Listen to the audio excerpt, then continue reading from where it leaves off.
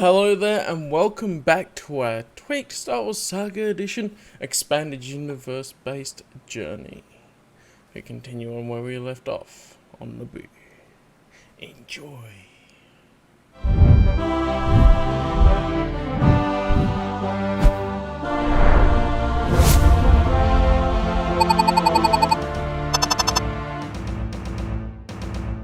So, I was saying earlier to some of the others, if someone will give me a good recap of what's happened so far, I'll give you an extra hero point, force point.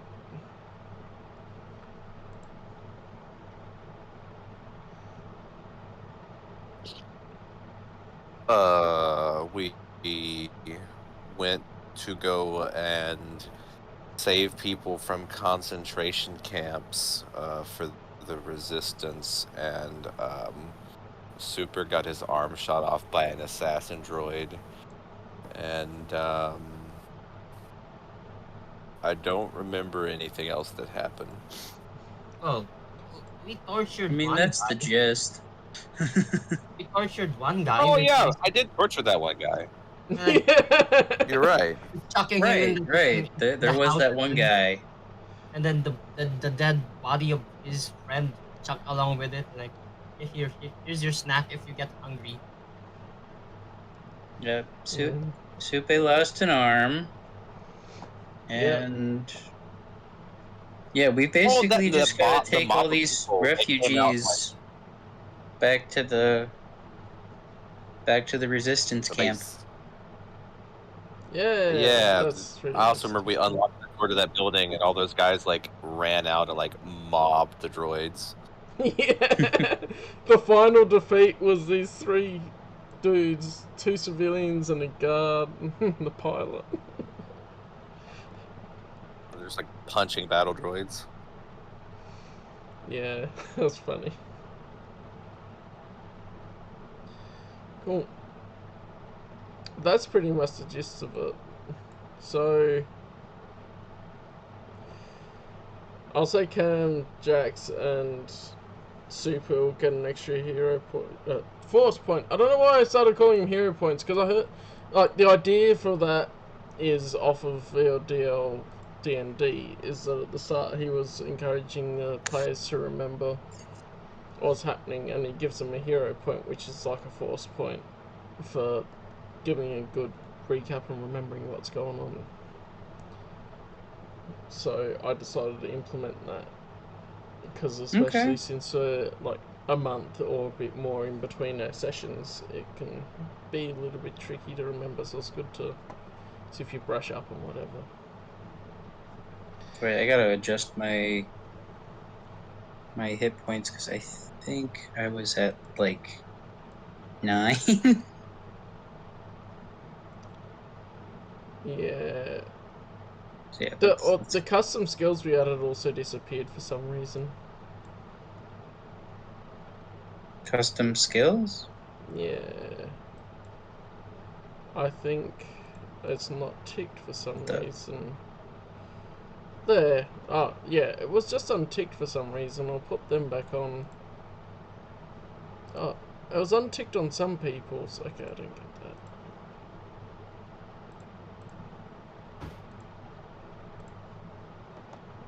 But the ones we added, like intimidation separate to persuasion and that. Because Morgan, we ended up tweaking it after we finished playing all the different systems and going, what do we want to add and separate and all that. Gotta close that because you're messing with it. Oh, I only flicked back and forth. It's fine now.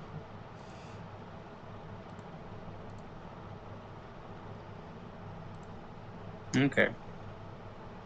So, yeah, as you're saying, it ended up going to the resistance base and then going to help rescue people from concentration camps. You ended up getting here a Super Snecko. In this part, the notable thing is he got his arm shot off, but he still managed to survive somehow. Like, it must be the will of the Force. And here you are with these refugees and the destroyed battle droids around you, and the couple of I just barely Neimoidians survived my that ran interaction. away. I didn't And- nearly die, I just barely survived. And so here we are. Is there anything you want to do here before heading back? I thought we already, like, looted things, didn't we? I think we ended on... Yeah, I think we looted stuff already. We checked Probably to see is. if there was anything. Yeah. I just thought I'd ask again because it's been a little bit... I'm pretty sure you looted as well. Or there's very much the same sorts of things that you've had anyway.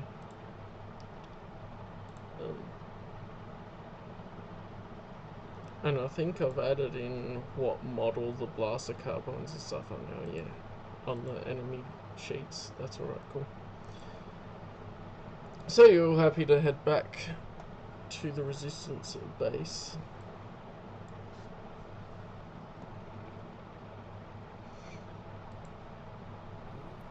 Doesn't matter to me. Yeah, I think we should head back. Especially to help Super, because he's only been having first aid put on him. I mean, I just need to. It'll be fine. I just need a back to patch or something. Mm-hmm. And some rest. You don't have one on you, I don't think. So that was one of the things of like, oh, we tried first aid. So, I have a little visual that I got from the Starfighter game. The base is not under attack. This is just to try and help visualize it. Clearly, the base is under attack. I believe you, sir, are a separatist propagandist. The base is not under attack right now. Let me find. But it will be later. Yeah, this is definitely a spoilery image. Right, no kidding. This I was hasn't trying to happened look yet. up resistance base images, and this is the only one that came up with it. For the Naboo resistance. Bombs. Yeah, I was gonna say, I'm sure there was probably a million new canon garbage on your feed. Oh, yeah. None of that exists. Correct. Yeah, you can make use of some of their visuals. They're looking a bit rich. No, I as a result. can't, because they're new canon. They're not part of the EU. Yeah, but this is like you can claim it's from some part of some planet. I will not have Corporal Chad sitting in a new canon looking Naboo resistance base. I mean, you could believe it's part of Naboo, the resistance base from The Force Awakens. I could believe that. Alright, so you end up back So, at the yeah. base. Should full screen this Alright. on my screen. And you come back to find that Corporal Chad and Ronaldo are deep in training with the others, and Ram Kek is there, as well as Jaren Vinay, and you're all there basically. I was gonna say. I was having a part of the moment where I'm group. like, oh yeah, was Jaren and Ram when stayed at the inn, but then Jaren ended up going with you. Did you start the recording, Cal? Yes, I Okay, did. cool. Good to check. And so, Ram, we actually have a player for now. I think everyone's actually here, which is really cool. Yep. Yeah, that's wild. Yeah, wow. The gang's all here. Yeah. And What so, was the back? Ram, you see as they walk in, helping support a super solidus Neko, with clearly lost arm, a bloody bandage, and all that. And what are you guys gonna do first? At a surgeon. Yeah, that's probably a good idea. Yeah, can we get a medic over here? And so one of the resistance guys sees it and hurries along and directs you to a tent where they've set up some medical facilities and starts working on Super Sneko, which will take some time. So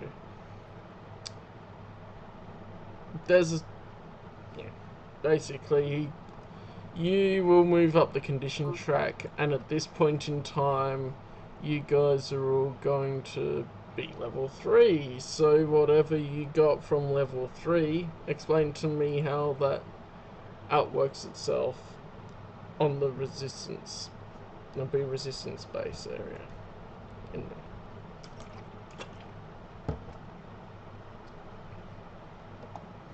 But in the case of Jord, you got he learned how to dodge and how to have a spontaneous kill once at a. Nice. I'm gonna say that based on Inep's stuff that happened at the concentration stuff, she learns how to persuade people to follow her, or how to like intimidate people based on that stuff. Actually, question: since we have intimidation as a thing now, should I change that thing to be an intimidation check rather than a persuasion check? Yeah, probably. I forgot that we added intimidation as a skill. Yeah, that's some of the things that tweet. On the formula. Oh yeah, it's just as a standard action instead of a 4-round action. Yeah. So yeah, she learned based on her interrogating that guard and like messing with his mind, torturing him. Yeah, that's how she learned how to get better at intimidation. I mean, it makes sense.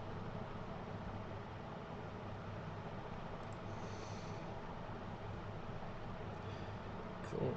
And then Jaren, what happened with you while Super's getting looked at?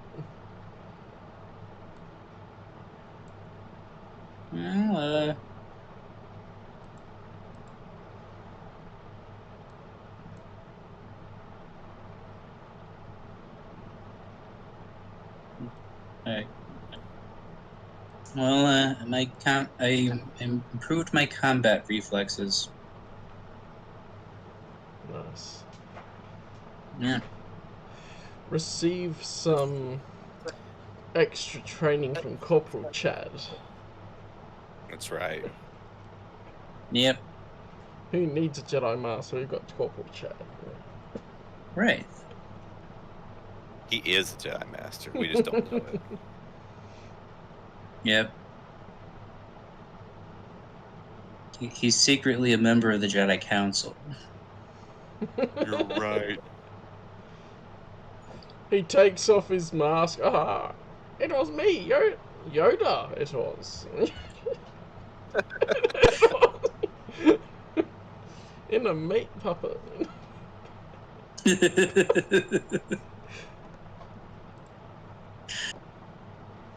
And then Ram will just say your level up stuff came from when you were protecting people and doing stuff around the base.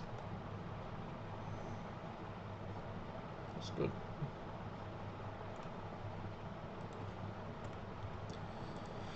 So you'll get long rests, so you're all healed up and full hit points and stuff, and reset, ready for the next adventure. Super, you find yourself notably without your top left arm, and they don't have any prosthesis or anything here to be able to attach to it, so you'll have to look at that later sometime.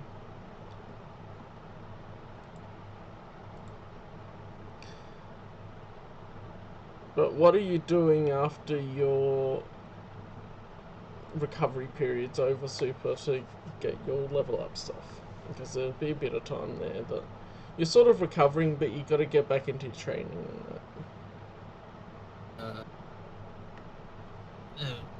Meditation to get used to the lack of fourth arm. Like he just sat around and feel the changes of the body. Like, that feels weird. I have no fourth arm. And then sometimes you'll get the phantom pain.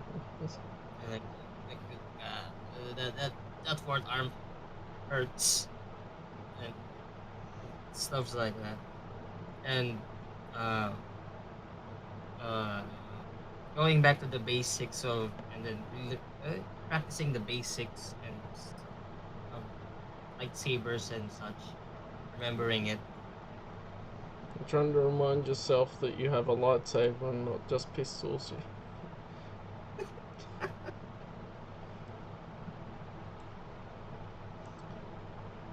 Yeah, basically.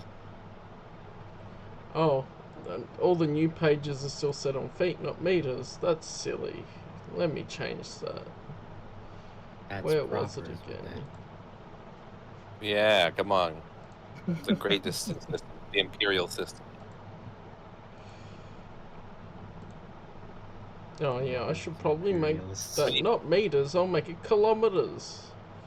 We need to change this to we're increasing the size of the map by doing this. Yeah, before your eyes, the resistance base just grows. Yeah, but how far is that in Coca-Cola cans? That's what I need to know. Right, we're Americans. We don't measure things in real units. We need an abstract object. Right. Like feet. How many football fields are we talking about? Right. Yeah. How many elephants is this? Oh yeah, that's a good question. Wait, How many wait. barley corns? I'll That's let the you real work question. out the conversion rate for that from the metric system. Is it more than 30 droidicas laid down? How many fields is that? Well, clearly, if you look at the sky here, you see the Trade Federation battleships. It's clearly 2 battleships wide. Right. But how do we quantify the width of the battleships? Oh, easy. 1 resistance base. Right. And 70 droids, 100 droids per battleship. Just imagine that. How big is this resistance base? About as big as 2 battleships. Okay, well, how big is a battleship? About half a resistance base. Packed up or unfurled?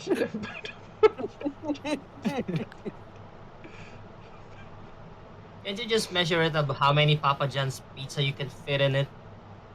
Ooh, that's to figure out the area. I like it. Papa John pizzas. How big? But how many Domino's pizzas is a Papa John pizza? That's a real question. What's the difference between a Papa John's and a Domino's and a Pizza Hut? Ooh. Yeah.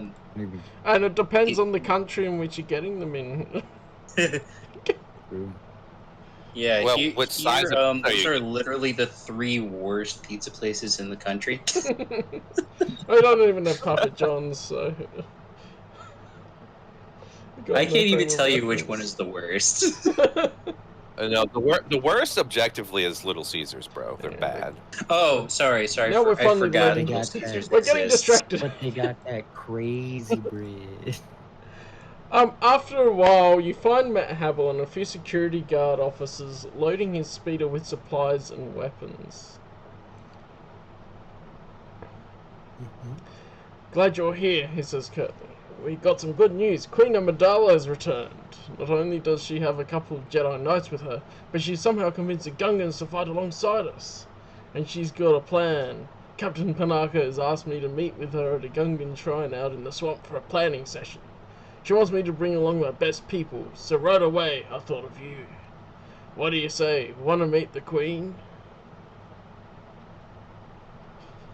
Yes. Is Corporal Chad coming along? Of course! Corporal Chad's one of the best men. Okay. Just wanted to clarify that he was on the roster. Right. Yeah, Corporal I'm Chad's Without amongst Corporal the Chad, security guards. this whole helping. operation won't work. Right. He instead of Jar Jar being the key, Corporal Chad is the key. Oh yeah, just we know Corporal from last Chad time. is Jar Jar's key. I'm just gonna look at you guys with the disbelief, and I'm gonna raise my eyebrow, just like, you know that they tried to kill us last time, right? Just for entering their lake. That's true. Tried to kill you. I know they've been very territorial and not trusting of anyone that's not a Gungan. But we seem to have repaired that. Clearly, Amidala's a better diplomat than me. Oh, I can't really say. I haven't mean, seen you she's be a the queen. diplomat.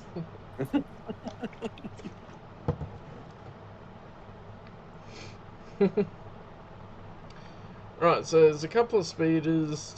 I'll say there's 3 speeders because you wouldn't fit on the 2 speeders along with Corporal Chad and the other guards and things.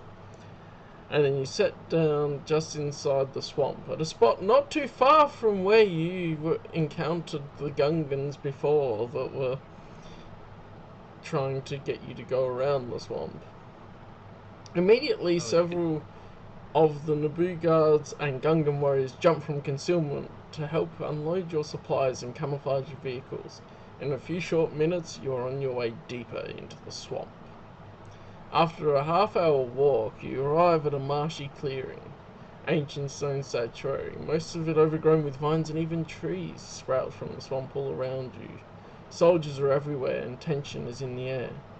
On one side of the clearing, you can just make out the chromium hull of a starship peeking up from beneath its camouflage netting.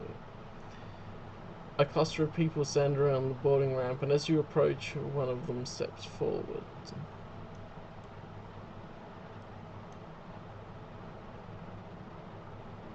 I would like to point out that we are in a swamp that is controlled by a large green being. And you can make that connection to anything else that you want to. But Boss Nass is also green. In the distance, you hear.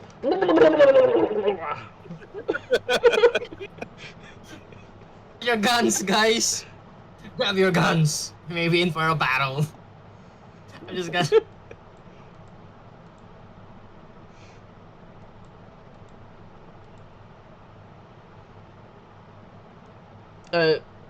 As you approach, you recognize from what you've seen that the Queen Abendala is the one approaching you, done up in a combat getup, rather than a normal regal, very fancy dress. I'm gonna do the Naboo thing where I like bow because I'm a diplomat that's assigned here, so I would know this. And I follow suit just because I'm watching.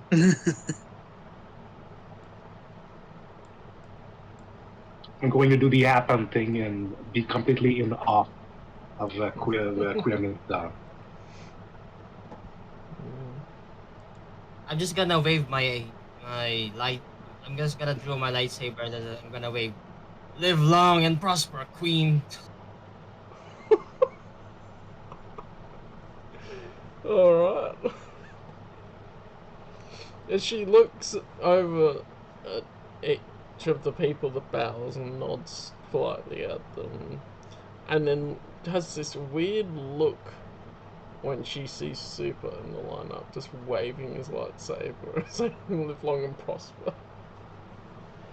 But then she quickly collects herself and replaces with the normal political, democratic type of mask that she would put on for most proceedings. Thank you so much for... I've heard of what you've done. You're brave warriors, not even fully Jedi yet. We appreciate everything you've done in rescuing our people.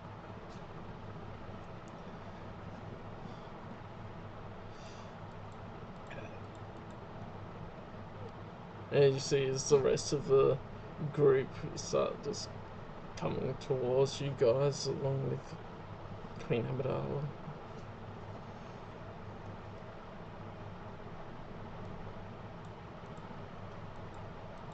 Especially this little sandy-haired boy.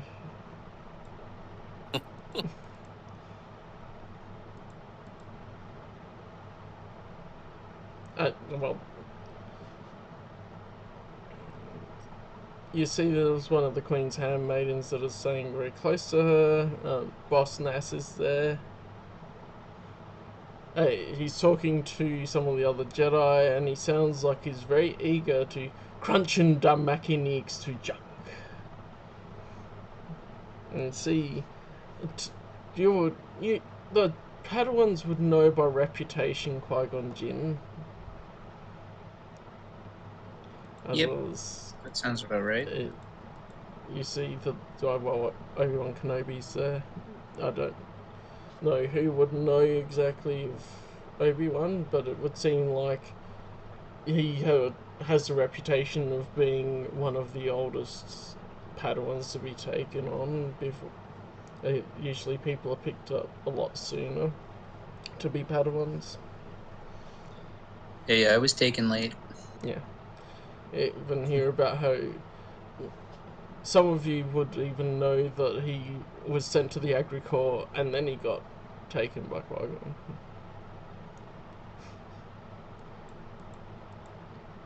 And then, yeah. Rom should definitely know that. Yeah.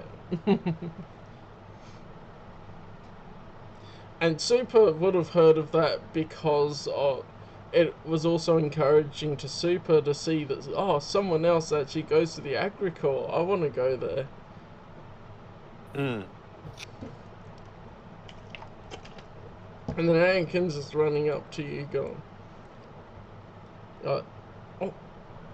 he's sort of saying back respectfully, but you can see he's really excited just try and talk to you guys.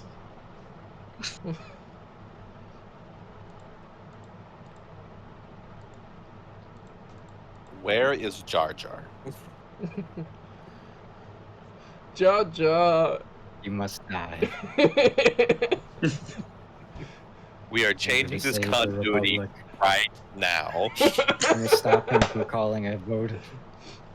Jar Jar seems to be in the distance. You can see, well, you wouldn't know who Captain Tarpals is, but for the frame of reference, he's in the distance with Captain Tarpals doing something. We wouldn't know who Jar Jar is either. No, that's why I'm like, I'll give you the name, but you guys wouldn't know who those Gungans are.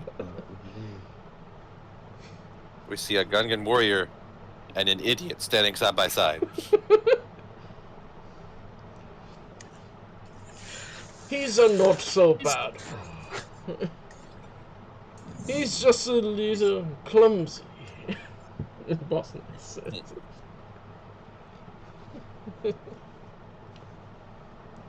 He's be a big bomber general. Oh boy, boy.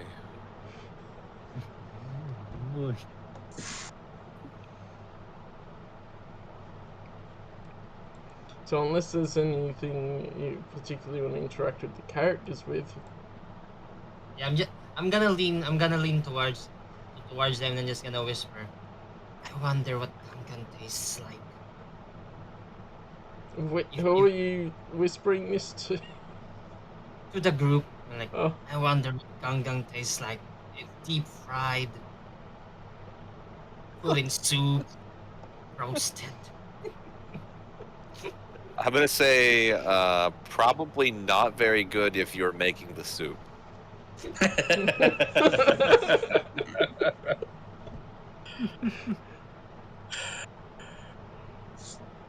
At least it won't be rocky this time, guys. That was just a one-time thing.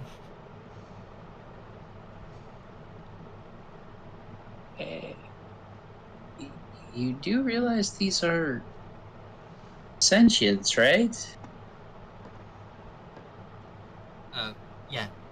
Yeah, but you gotta ask the hard questions and when it comes to culinary scenes. Man, I wish I was playing as like a human, and this was the Empire right now, because I would have said no.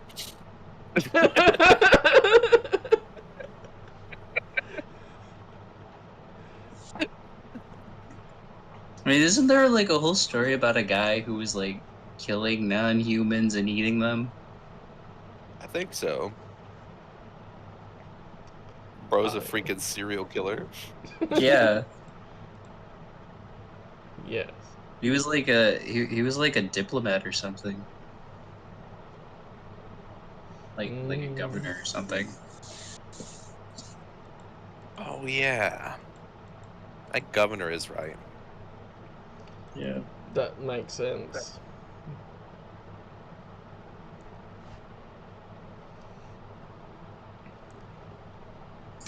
Yeah, I don't have anything special I want to do here. Yeah. Yeah. So eventually, Captain Panaka gathers everyone together in a large circle for the strategy meeting. And you see all of the big names there, several Gungan generals, including one very nervous, recently appointed General Binks, and they introduce everyone to you as they go around. And so there's Captain Tarples, and there's other Gungan generals. I met Havel's there. Corporal Chad has a place of prominence as well, near the Queen. And then, in essence, the Gungans plan to draw the main battle droid force out onto the Great Grass Plains, while Amidala leads a small force into the Royal Palace. Her group will try to capture Newt Gunray, the Viceroy, and force him to call off the invasion, is the gist of it. We intend to use the secret passages here on the waterfall side to enter the city undetected, Queen Amidala says as her astromech droid displays a hologram of the city. Unfortunately, our scouts report heavy battle droid patrols along the lower plateau. I don't see any way we can get to the secret passages without being spotted. Oh, I'll have to try and do a Qui-Gon voice. If we are forced to fight before we reach the passages, notes Qui-Gon Jinn, the Trade Federation might discern our plan and set up an ambush in the passages. We could capture a Trade Federation transport, suggests Captain Panaka. With that, we can move 100 troops into the city right under their noses, then enter the palace without tipping off any guards. But transports always have battle tank escorts, Obi-Wan Kenobi points out. Fighting them would be costly, and the news that we had captured a transport would certainly put the Trade Federation on its guard. Maybe they lost one somewheres? Queries one of the Gungan generals in a high squeaky voice. Maybe they lost one somewheres? The other Gungans glare at him, and he falls silent. General Binks may have a valid point, says Queen Amidala slowly. Do we know of any transports that have been damaged or disabled in the field? One, perhaps, that the Trade Federation has not yet recovered?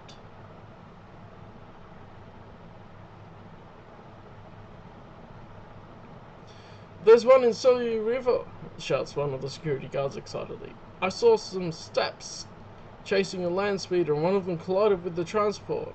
The collision pretty much vaporized the step, but it also took out the transport's cooling fins. The thing made a big cloud of steam when it hit the water, and it didn't come back up.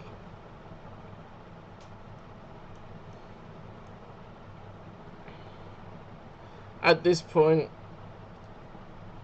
they are looking to retrieve that. And unless there is a... let me make sure I read this and get it right.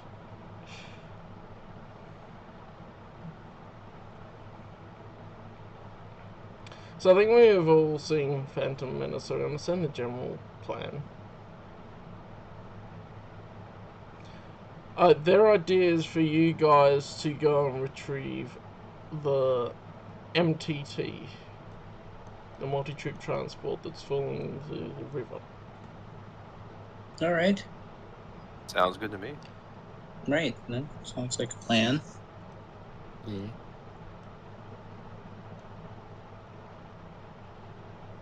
And then when they're also talking about the rest of the plan, it's like they don't have enough starfighters for everyone, so they are picking certain pilots from who's available. That sort of thing.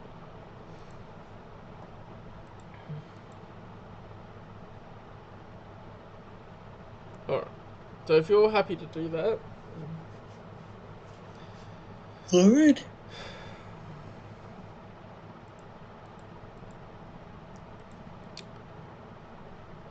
So Bosner says that he can arrange to move it back upriver where Naboo technicians can repair its damaged repulsors. Unfortunately, however, the Gungan scouts who have been to Theed recently didn't notice any transport in the river. That means either someone has moved it or they weren't looking in the right place. Oh, so this could be a wild goose chase.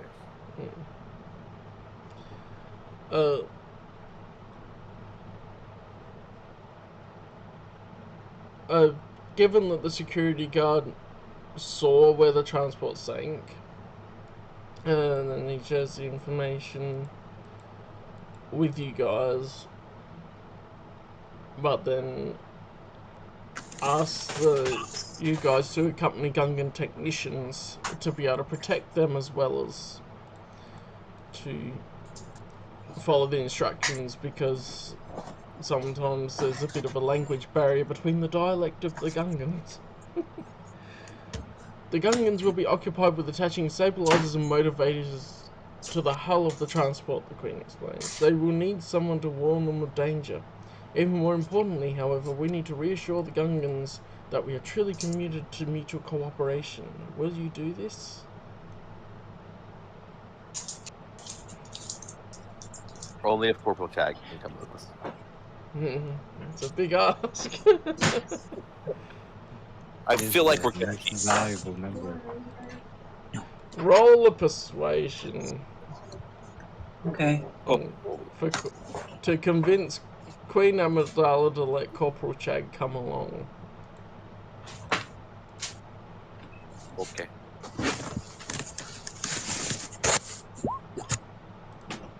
Oh, damn. 17, that's pretty good. Wow. Let me see what her defense things are. Oh, cool.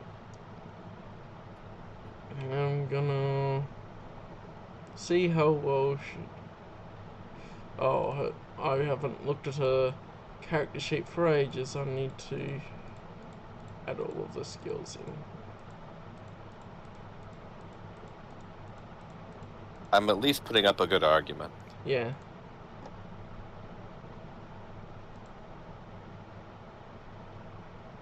And that argument is what exactly? Queen Amidala. Wait.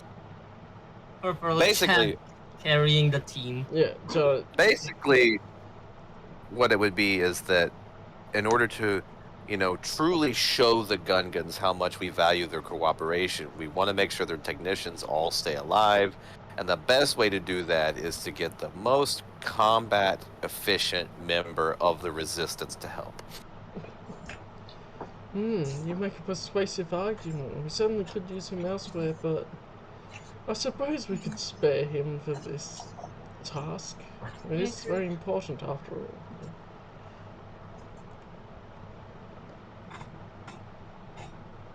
all. I'm just gonna ask, like, Queen Amidala. I'm gonna whisper, like, he's not really from Naboo, is he?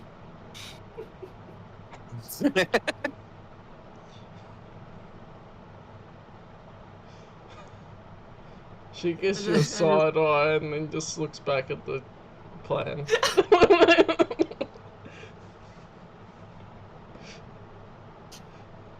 We must stay focused on the task at hand.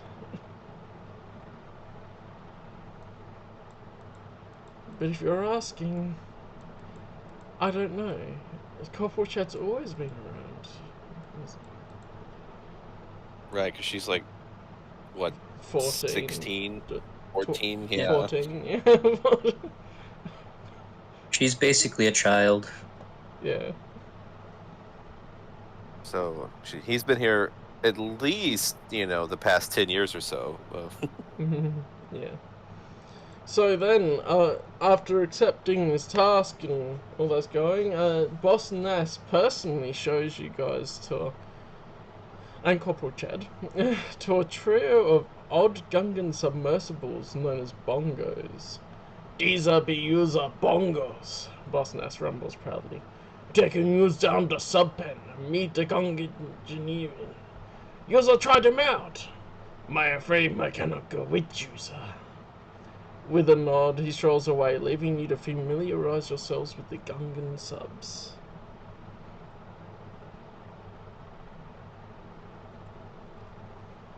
Cool. Is it Are we edible? just piloting these, or is there Gungan pilots? So the assumption is that at least one of you will pilot. Right, so only needs one Corporal pilot. Chad pilots You'll one, be- and one of us pilots another. You'll be piloting two of them, and then the third one will be piloted by one of the engineers that's going to be coming along in a moment. So who has the best Okay, pilot? this seems like a job for me. Who has the highest pilot skill amongst us? Mine's a 6. Okay, I've got 12. So Oh, wow. Wow. Jesus. Well, Let me see what Do Chad I even has. have piloting I'll skills? check mine, but I don't even know if it's gonna be close to that. Oh yeah, I Yeah. relegated Chad back to NPC status, but I can roll for Yeah. it.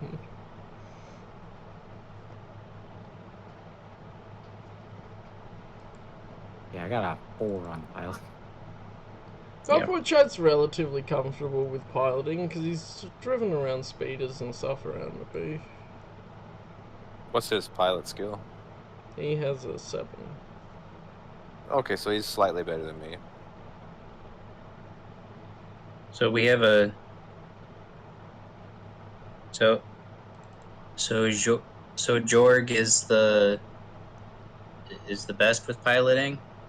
Yeah, so he's Of piloting this one of group. them. Okay. And then you notice as you're trying to figure this out, Ronaldo runs up and was like, "Can I come with you?" This kid Okay, is so gonna kill that's like- me. Well, these things only have like 3 seats. We don't have room for him. Yeah, we don't have room for you, Ronaldo. Please, I'm small. There's I can only 3 help. seats in these things. No, go help the resistance. Go help the main group. Okay, and he goes and runs off back towards that. You can see him start to strike up a conversation with Anakin, and they seem to be getting on fairly well. With a 6-year age difference, that's interesting. Well, it likes hearing what I'm about hearing- the pod racing. So what I'm hearing is that Ronaldo, who we've kind of sort of headcanoned as Lando Calrissian's dad, is talking to Anakin Skywalker. Yep. Because it's the only I other like character that doesn't actually have a proper job. I just Who- wanted to point that out that Lando's father was, friendly with Anakin. Of course, yeah, you gotta have all the continuity pieces. who might or might not be an assassin. I'm still, I'm still sus about He's him. the hidden Sith Lord. This kid is so sus. Okay, so you do need to have a pilot for each bongo until you reach the mechanics and the Gungan engineers and go on with it. But you can also use cooperation rules and stuff to help pass this pilot check. Okay. This is the first time we're going to be looking at vehicle rules. Cool. So are we having Chad pilot the second one? Or you can allocate whoever to where he'll take whichever one you don't want. Well, Do we have? well, we just have two up on the are surface? you gonna pilot or is Chad gonna pilot? You'll go pilot one, Chad will pilot the other, and then there's a third. Oh. Oh. Oh. Well, isn't the third being piloted by an engineer? I mentioned go that, meet the but then I reread it, and then it says that it's you need to take them to where the engineers are, and then at that point, one of them could Oh, take over. okay. There's some extra information that you have. Well, then then Eneb should probably take the one. Chad take another, And Jorg take the other one. Jorg. Yeah. Yeah. So, I'm gonna because see you guys how have the best piloting skills. this works with the. I'm gonna show the bongo in the vehicles section. Ooh. Because I need to figure easy to out get a to. bit, and we can work together and work out how some of this works. So the bongo doesn't have weapons. Lame. Oh, I never put its actual attributes in. I don't know why vehicle has attributes, but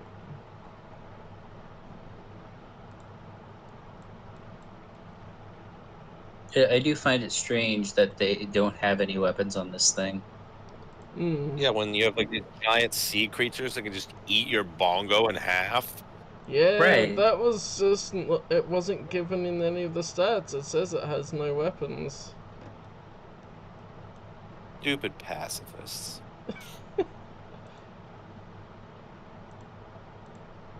Except the Gungans are warriors. Maybe they're engineering corps pacifists. Maybe.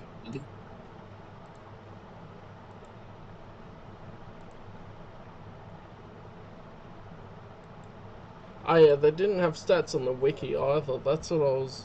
Anyway, it's a bongo. I'm gonna give it base stats that you don't have negatives to the attributes for it, other than your unfamiliarity with it.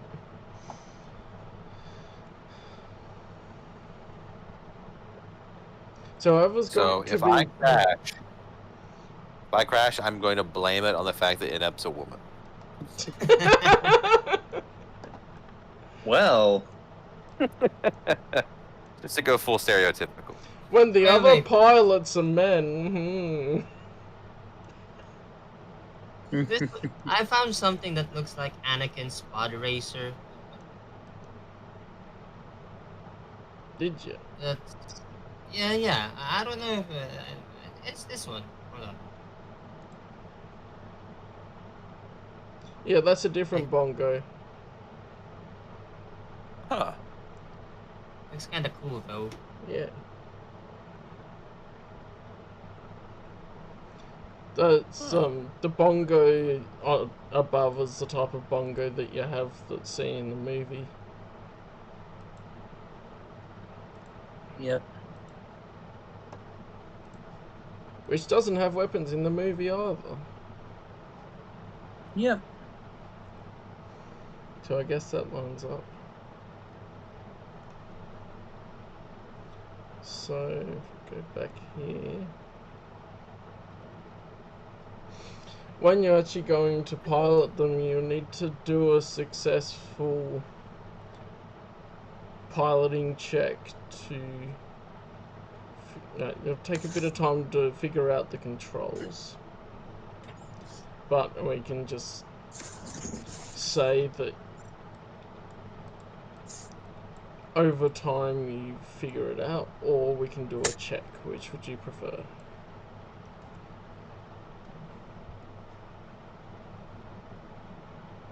I don't care.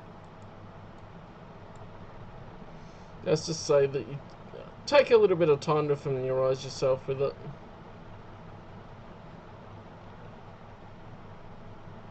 And then if there's nothing else that you want to do before you head out, you can Yeah, we gotta ask what the Work Gungas if on- they have any weapons. So you're gonna go back to some of the main group and ask the Gungans? I'm just gonna ask like nearby, like, hey, you have any spare weapons we could use?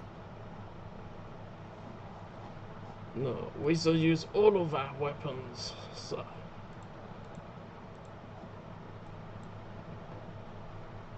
Dang.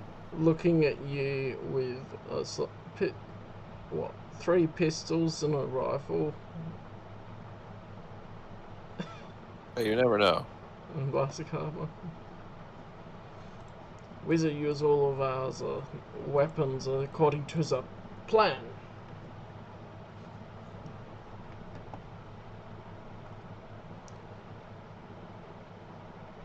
Go drive around in the ocean, fellas.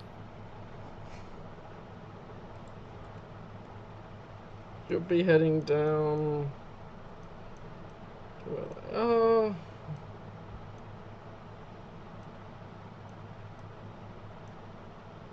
This is the first time in any of our Star Wars RPGs we're going to be in vehicles besides that very limited airspeeder thing we did. Yeah. So this will be interesting. So, what's it saying?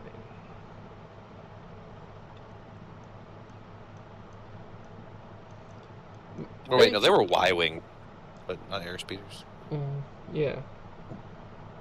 And those were just like, yep, you've got them when you're out, yeah, basically. Yeah.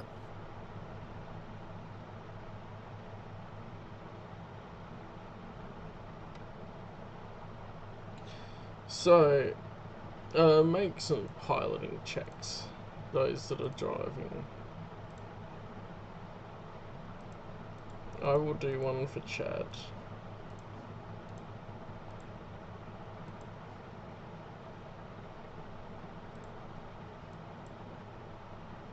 Oof. Oh, that doesn't make me feel that bad now. No, see Chad's roll. Chad's the benchmark. Yeah, I'm slightly below Chad.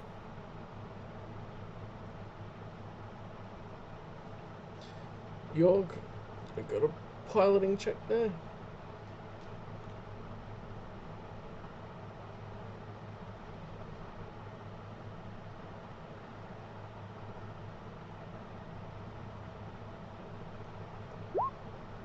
Oh, nice. Yeah, Yorg's great. You catch on really quickly, Yorg. The Bongo submerges really smoothly.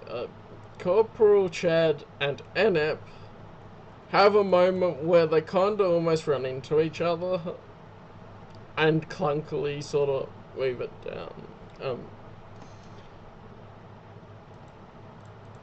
York would also notice that there's a light blinking on the ship, on the Bongo submersible, and the flashing light, if York knows and figures out, is going to the sub-pen the boss nest told them about with the engineers. Question. Do we need to know who's in which submersible? Probably. For frame of reference.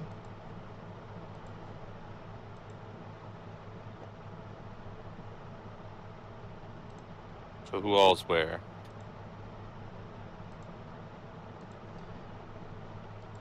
Whoever you sorting out goes where. Like, work that out between yourselves. Yeah, I was just asking everybody. Yeah. Okay, I'll go with Enep. Okay. I'll go with Chad. Of course.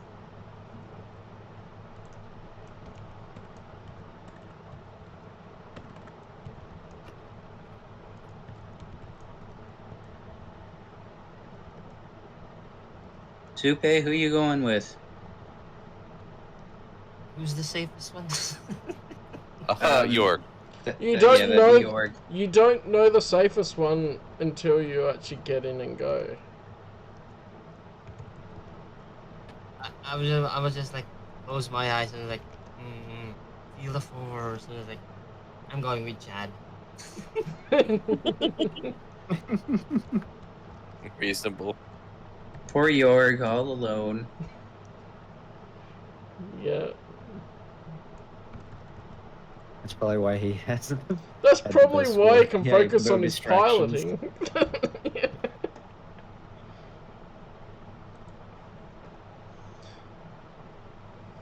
So you would start heading towards the sub-pen, but the other pilots don't know what that flashing light is.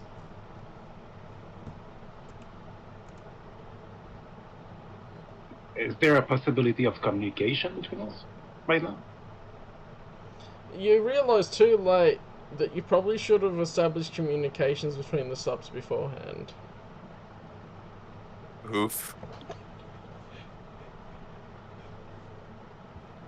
They have to. So what you'll try and do is try to signal, because you can see through that transparent film of trying to signal, or try another way of being able to understand what you're trying to communicate to them without proper communications, just by looking through. Of course, York's doing flips and fancy stuff all around you guys while you're clunkily and slowly getting there with the bongos.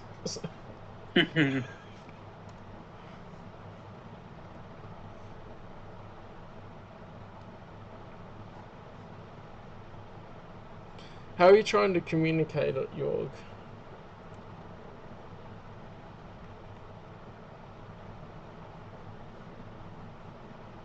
If you are communicating it. Well, I do have a comlink, but I'm not sure if it's able to reach the others. You should try it. I open my comlink, use some code that was established beforehand to signal, to try and get the attention from the others, see if they answer with their own comlinks. So you're people that have a short range comlink. Actually, you have a long range one, don't you, York? Indeed, I do.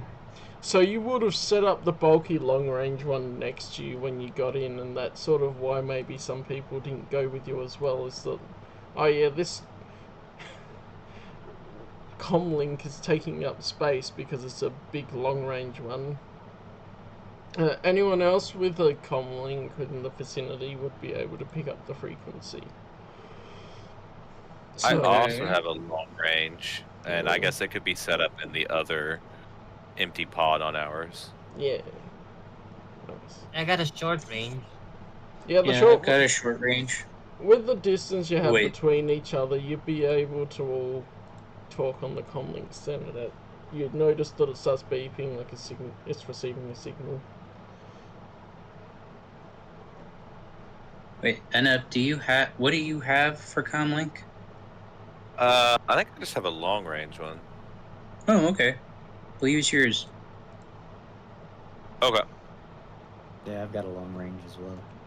I have the short range, so I'm just like, it's useless. And yeah, so short range you pick it up though. You're not that far from each other.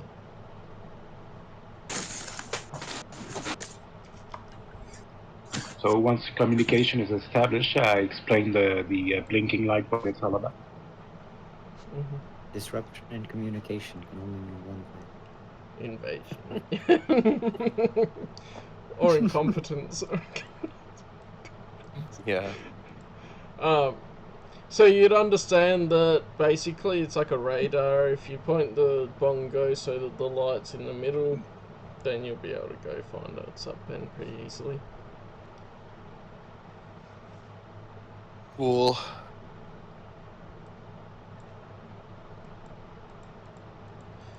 This is pretty easy. When you come to the sub-pen, you must dock. This requires boy. another piloting check. Okay. Oh! That was good. Oh wow, you're quite good at the small stuff. Whoa, York! Holy. Corporal Chad, don't let us down. Rex. Everyone aboard dies. Oh, he got a 20 as well. I think we figured it out, boys. We know how to pilot ships now. After slowly and sort of clunkily getting there, you dock really smoothly. It's like astounding. It's like, oh, now you've finally gotten used to how the bongo is piloted. And then Yorg, as he's becoming even more familiar with it, well, he just does a trick while he docks. Because he's showing off. And then, yeah, make it quite easily. You step from your bunk, this is in one of the bubbles under the water, one of the pens, so that it's not Otto Gunga, but it's a separated, same sort of bubble thing with that technology. You step from your bongo into the surprisingly fresh air of the sub-pen as one of the Gungans comes forward to meet you. "Me's a Corpa Whoops," he says. "A Gung engineer. We's a getting the machine carrying moving. You's a taking us stairs?"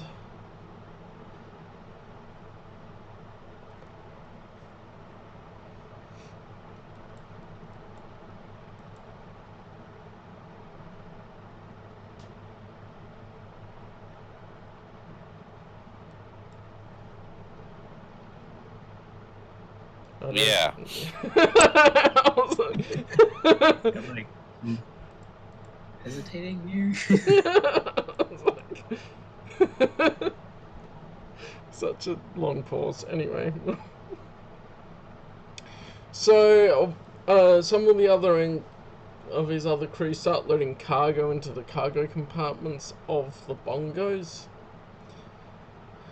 And then Kopar fills you in on some of the finer bits that Corporal Chad asked about, on how to pilot the bongo to try and improve it a bit. By the time you're ready to go, each of the 6 cargo compartments contains 1 Gungan and a great deal of organic-looking equipment. Kopar gives the compartments a quick check, then climbs onto his own and signals the heroes to depart. So he has his own bong. If you're happy to keep piloting, then he will take his own bongo for the space issues.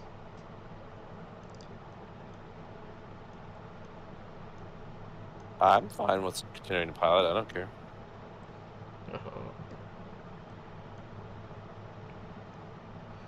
Alright. So as you set out, you'll go along and you're searching the river, and Kopar has established communications between the bongos while they were also packing the equipment. Yes. Yeah,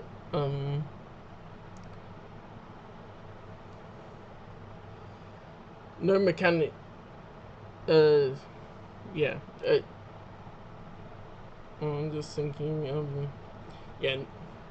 He was thinking about the direction to go because he knows the area, and he says, "Oh, no mechanics looking in the river anyhow." Says Kopar knowingly. "Yours no worry about that. Yours are crunching any fish that comes after us. They's bombard dangerous monsters down there's. Munchin' itty Dungans right up."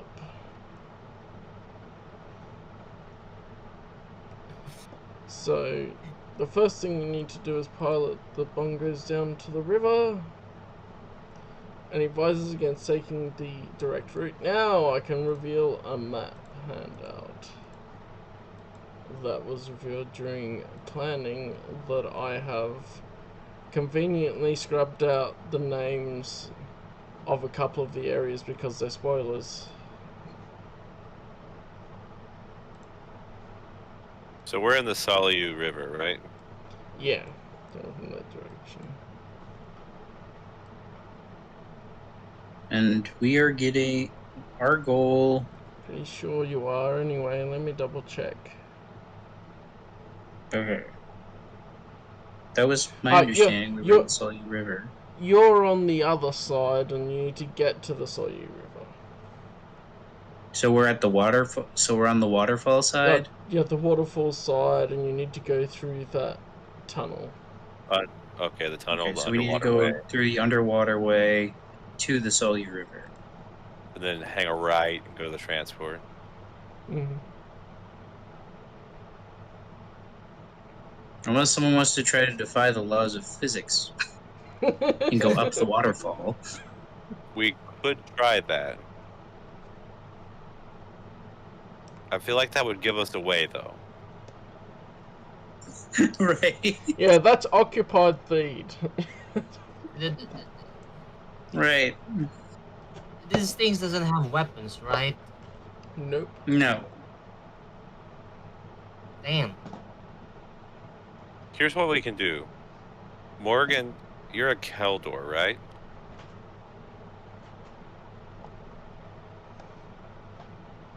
You have like a breath mask.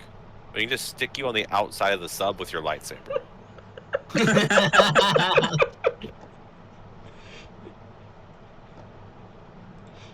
You'll be fine. Not dangerous at all.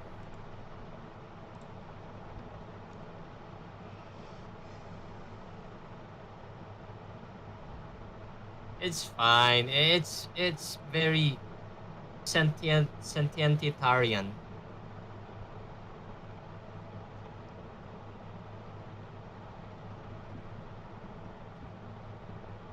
I guess let's go to the underwater way, fellas. Sounds good to me. Of course, I'm not driving. And I'm just riding with you, so. That's true. Just the backup man, just going, yeah, let's do that. Appreciate you being the yes man. Yeah. Is there a way where Jorg can be the lead vehicle and transmit telemetry data to the others so that they can simply follow and know where to move? I'd say, given your history with the piloting checks, you could easily move ahead of them. Because you're a better pilot than both of them, if you wanted to. But I also could think it count as cooperating? For example, I help them, or it isn't exactly how it works? And there's not really a check for... I'll double check this. No, there's not really a check for actually just navigating the area on this one. Can we use the force to like sense the, I don't know, things or the environment or something? You can. While he's doing that, I also would like to point out that we should probably put the Gungan pod in between. They don't need to be in the rear. They need to be in the center where they're protected. You didn't fix any of your things. I'm going to put your stats back to normal now that the arm's been stabilized. It was abnormal? It was abnormal?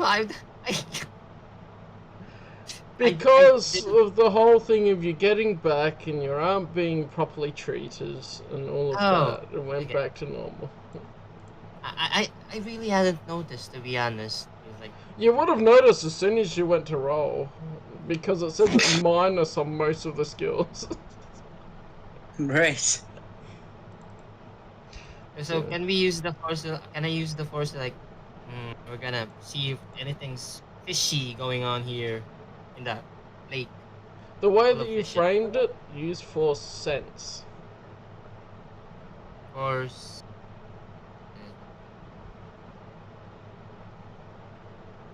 And then Cam, what are you doing again? The Gungan bongo needs to be in the center of the pack so that way they're protected. Okay, yeah, that's easy enough. So we've got a bit of a marching order. So the Gungan bongo's in the middle of the pack, and then there's your three others. Who's on which side? Yeah. Which side are you on? I'll take the right. Alright, and then so Corporal Chad will take the left. Yeah, I guess we're making a or like a triangle formation around the Mhm. I'm sorry, my brain is shutting down. I forgot the word. Okay.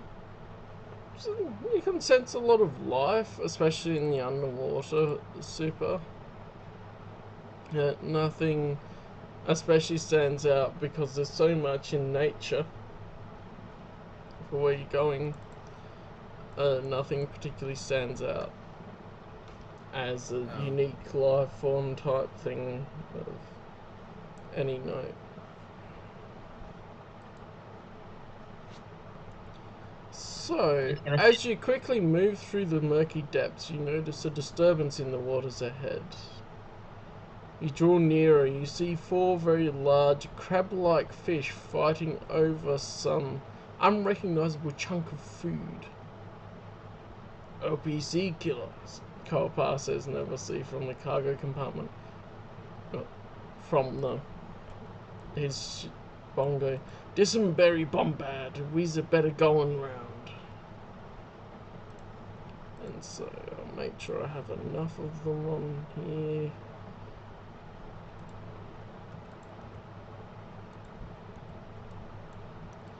To give a visual. We have a map. Ooh. Mm-hmm. Oh, those are some dangerous looking fishes. Don't forget, there's always a bigger fish. Oof.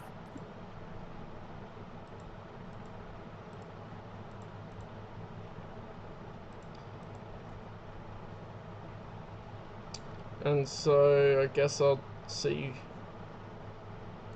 where you guys are going. We got bingo, bango, bongos. I think that'd be about that size. This is rough because we're trying to use Starship scale, as it says. And it's not as exact as character scale as far as how much the squares represent. No, I was laughing at your bingo, bango, bongo. As I suppose go, jingle, jangle, jingle, yeah. Yeah.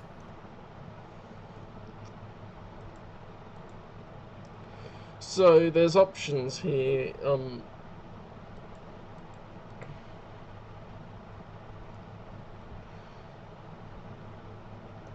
Are you going to follow his advice, or what you trying to do? I am. What was the advice? We's a better going round. Oh.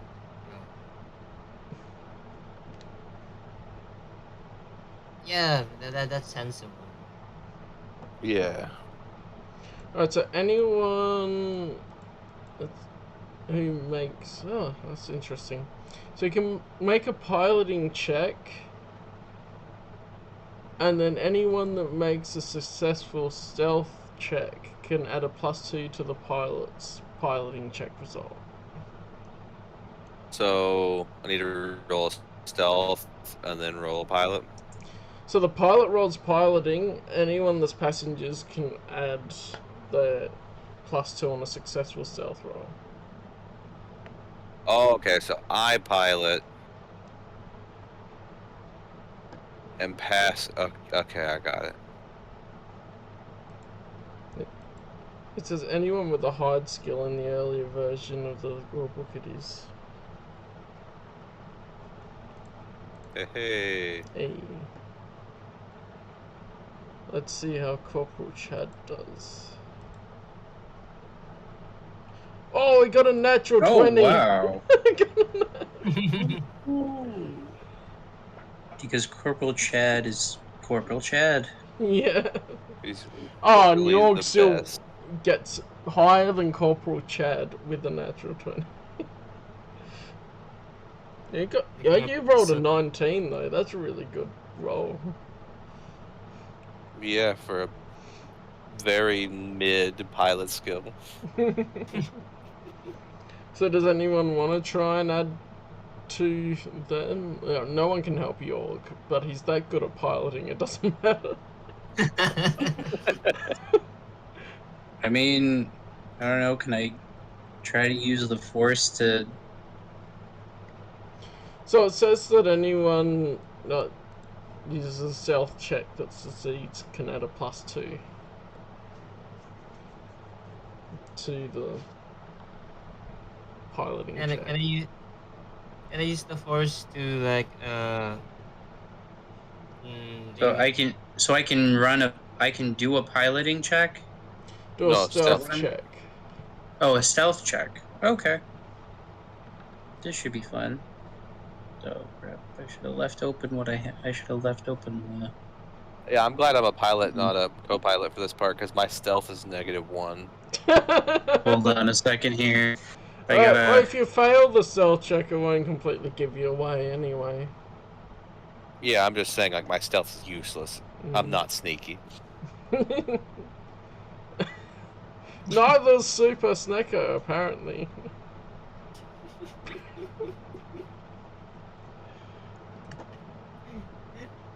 with that big lumbering body, how could you even be stealthy at that? That's fair. Especially since you're still trying to get used to your arm missing. Just throws you off, you know.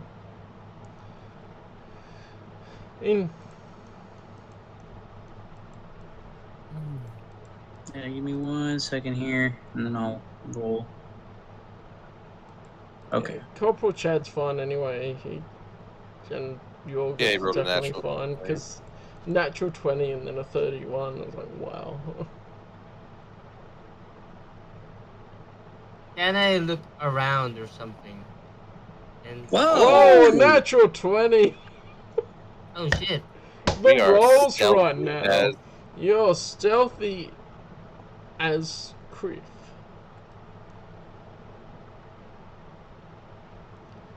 So you managed to pilot the bongos safely around the OPC killers. Successfully avoiding confrontation with them. So I'm just gonna boop. That's what I like to hear. They just got deleted because you hid so well. We hid so well, we like made them like disappear from existence. Yeah. We hid so well we made them disappear. So you managed to go past them and up into the Sayu River.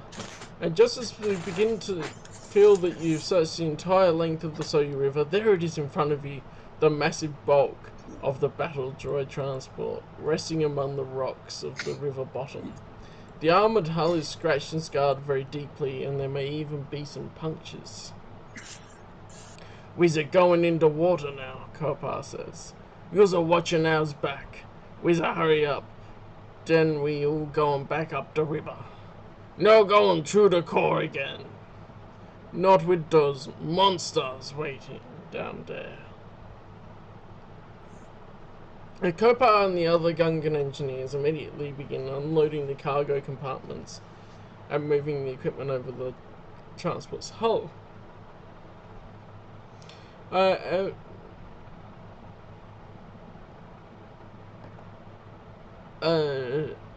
me check how this works exactly. So it says that's 5 rounds. Okay, so it'll do a perception check. Just once per round.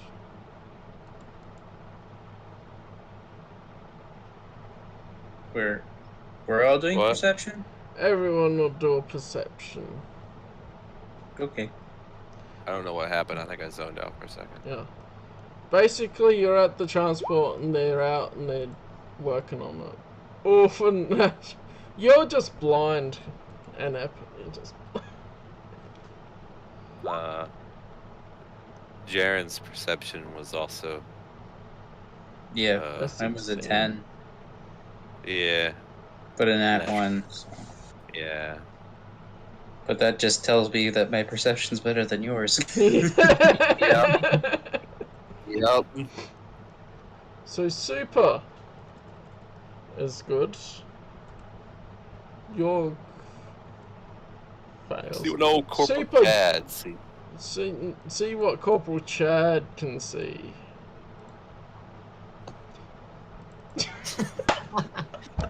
It's He sees Corporal everything Chad. because he is Corporal Chad. He sees the pause on every fish's face that swims past. Counting individual scales on fish. After the molecules. While the Gungans are working on the transport, you catch a glimpse of a large... the people that notice, so that's Super Snako and Corporal Chad, not the others. And Catch a York, glimpse... or- Oh, and York, yeah. Oh no, York didn't make the check, it's a 16 difficulty. Oh man. A glimpse So a close. large shape moving quickly along the river bottom a few hundred meters away.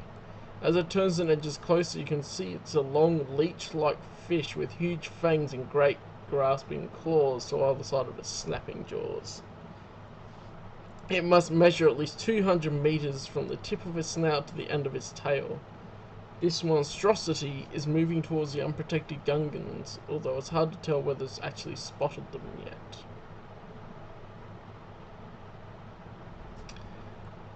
This creature...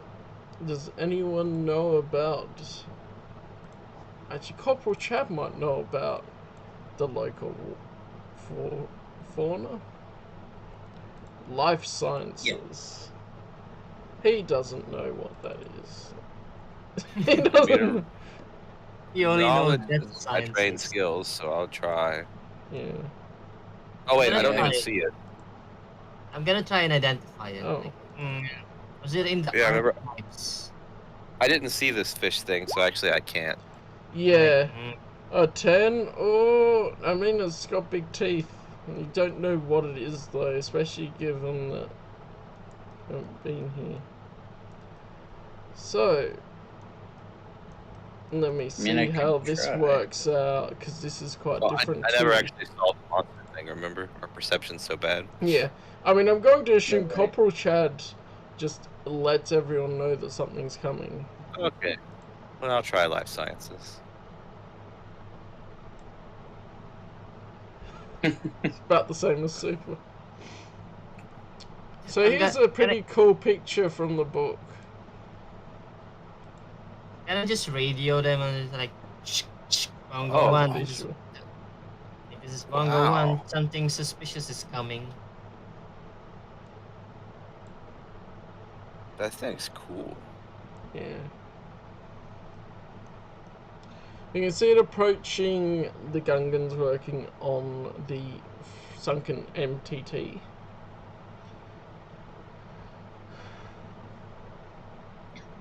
And it does look like now it's that this is all new type of thing because now I have to see how it works. So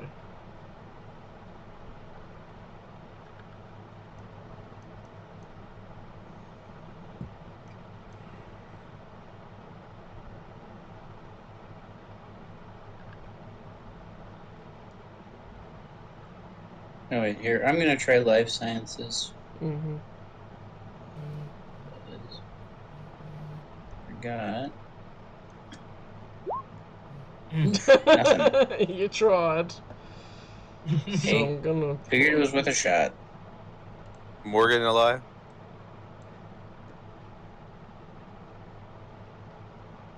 Can we scare it off by throwing rocks at it?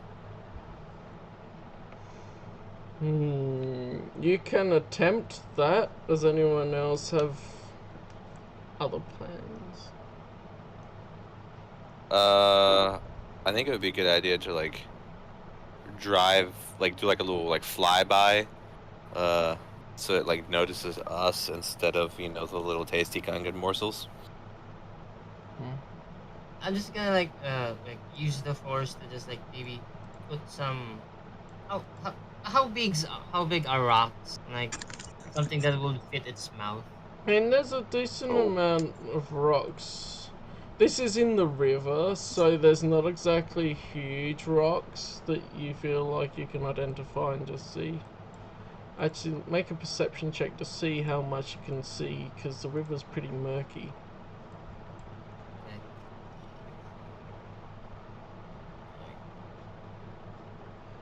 Oh yeah, you judging by what you can see of the collar clawfish and what you can see of some rocks around, you think you'd can find one that would fit its mouth alright.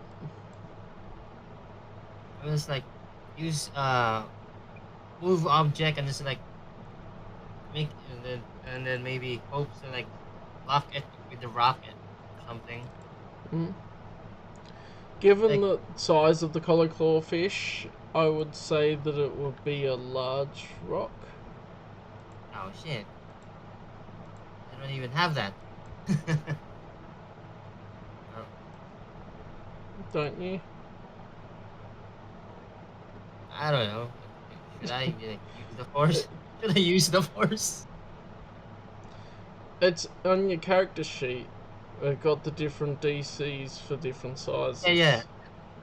Yeah. Large size is a DC of 20 to move it. I don't think it's gonna reach that high. And Super's gonna be focusing on this in Corporal Chad's bongo while Annette tries to do a flyby to distract it. Can I like use the force and try like? I'm just gonna roll use the force, right? Yeah, Use that's the how that horse. works. Use the horse. Use the horse. You try and Whoa. focus, but the pain from the phantom limb and your stump is still a bit sore, just distracts you and you can't focus on using the force properly for it. So, Annette, what Pilot. to say about distraction?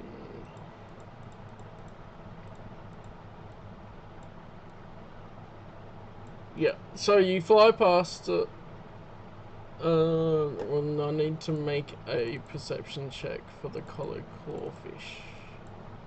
Do I need to roll like a successful pilot skill? No, it says that you're fine if you're just trying to go close to it to distract it, if it hasn't Okay. gotten its teeth in anything. Oh no, that wasn't Corporal Chad, that was collared clawfish. Anyway. Chad knows all. Oh, So definitely. it definitely saw you, and it's starting to come after your bongo. Cool.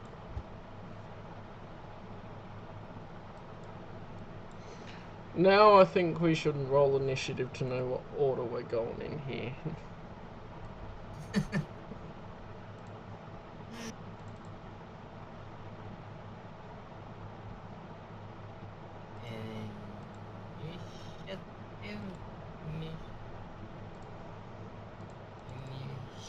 Where'd you find roll for turn order?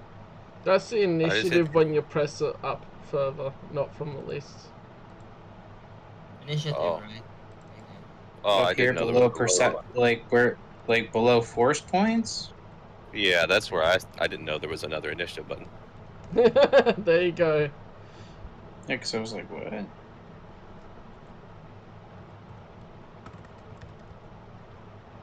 Should I roll or just leave it? Because technically, I'm not doing anything. Oh, you're there, so I guess if you're going to do anything later, then yeah. Oh, you have decimals added. 8.07. Not 8.7. Whatever. Since you're there, if you want to do something, then you can in the turn order. And that's yeah, how like order maybe will we need go. to maybe if we need to stealth or something at some point that would work. Or like Super was trying to use the force for something. Alright, cool. And then I might give the round Copa, whoops.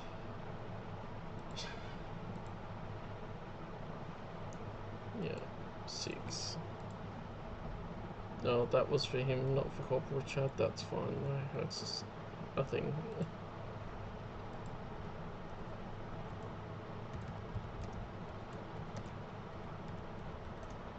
Yeah. So, you've done your move, and then the Collow Clawfish got the top initiative, so he's going to reach out and try to bite the bongo that has now caught his attention. Okay. Let's go. You may And have I'm killed us. assuming this is Enep's bongo. Yes. Yeah, our bongo. Yep. Okay. Just making sure. Making sure. I Well, it should helps put the because I've got the bongos next down. initiative. So This is gonna just be representative, so I'm hoping if I do the HP difference on it that it should not sync all of the between the different tokens. So at 18, let's see. I don't remember what the. Let's see how this works.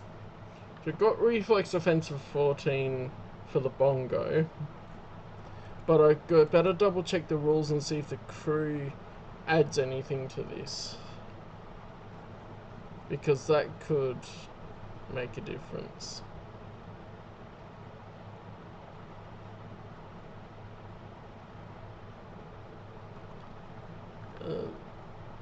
No, I'm not looking at the right part. Vehicle combat.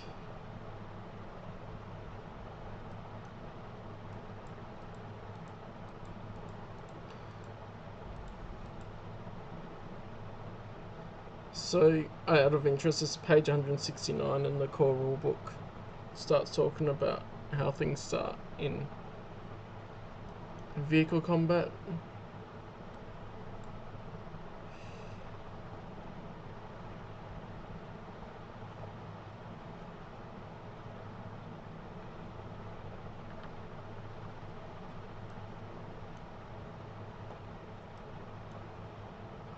Oh, if you're trained in the pilot skill, you can choose to make a pilot check instead of an initiative check to determine your place in the order. Oh, I am a trained pilot. FYI for future reference. That would have definitely helped. My Yes. initiative suck. You can roll a pilot one now if you want, and we can change around the order. Because I'm pretty sure the Collow Clawfish is still rolling high. Okay. Because, yeah, my initiative has a -1 modifier. Yeah, that's better. 12.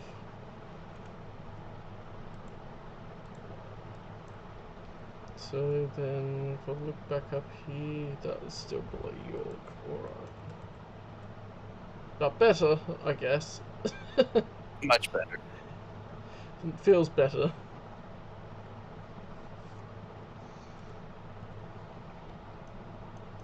So I will definitely recommend having a look at the core rulebook for what actions and things you can do. What page you say it was again? 169 it starts, but I think the actual useful parts at the moment seem to start on page 171.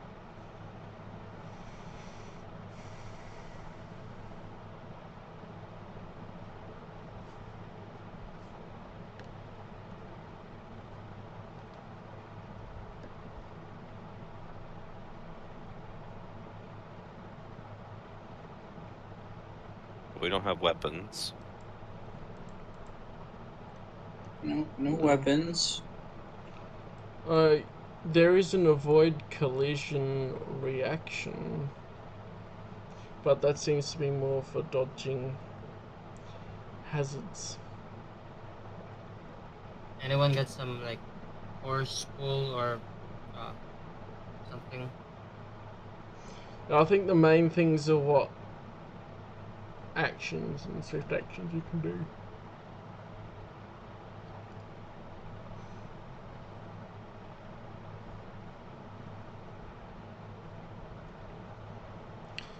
but I don't think it changes the defense of the bongo. So, NF was bongo number 3. So, number 5.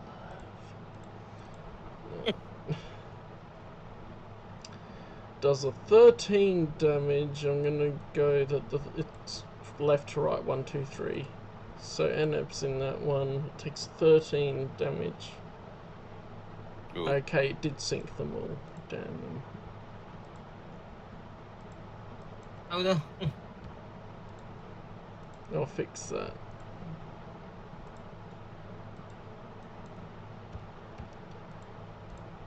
As it bites down and grapples the target. No, it's not grabbing as well, sorry. It doesn't grapple you, it just bites. And the bongo takes a hit. It takes 13 damage, which is it's got a 2 and a 6, so that's pretty high damage. Thankfully, the bongos each have 40 hit points.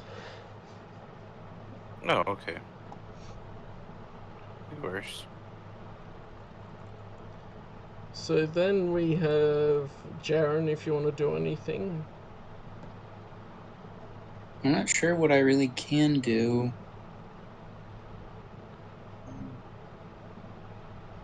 At this time, I mean, okay. So what's the damage to the bongo exactly? 13 damage has been done to the bongo. I mean, Okay. at this point it's fairly superficial. It hasn't damaged any essential systems. Okay.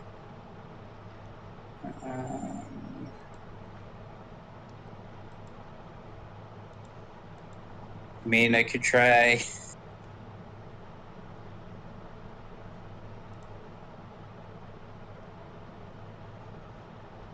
I could try to use force persuasion. Do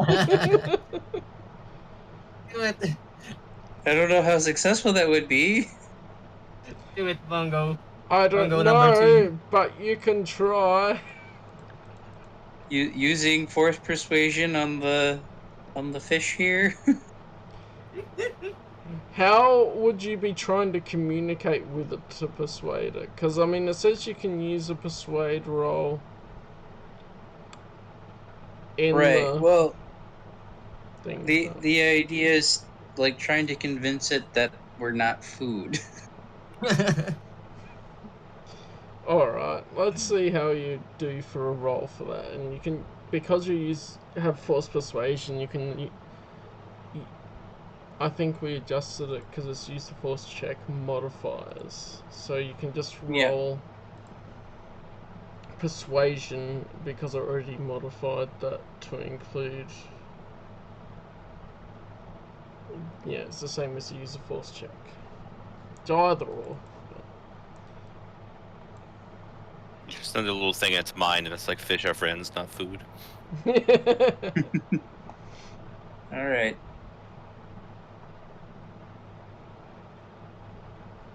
$24.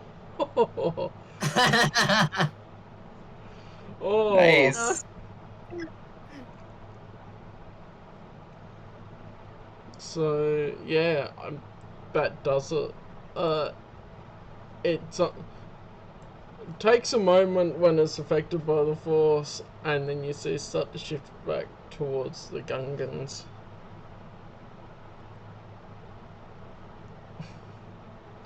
Super. I'm amazed that even worked. I'm amazed as well.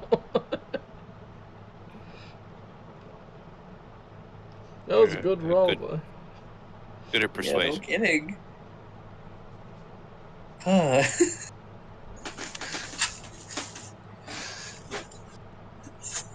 Oh, that worked better than I thought it would. So, Super Snicker. Oh, what's happening again? It's your turn. Fish got scared or something?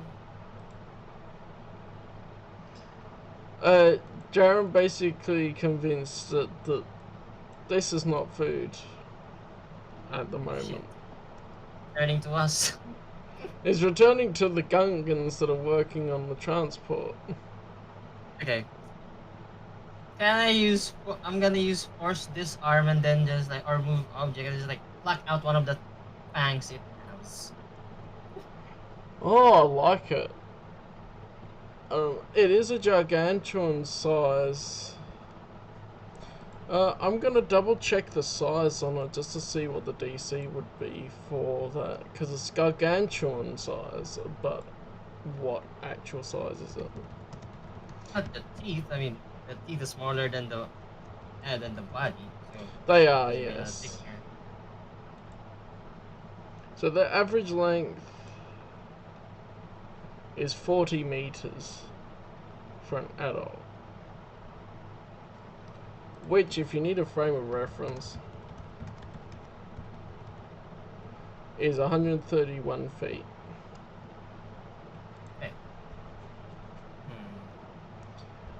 So I would say that the teeth are medium size.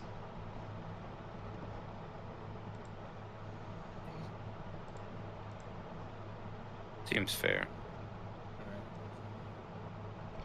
But then you're also trying to rip it out of a really solid place, out of the gum, rather than trying to lift it up just like a rock out of the seabed. Medium is. Medium is 15.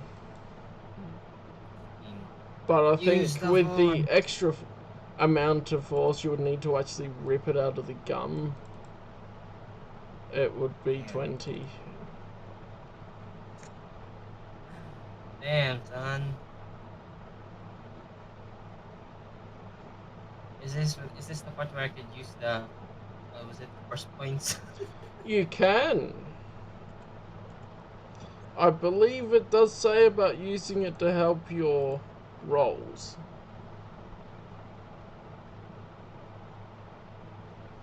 Let me double check the thing here.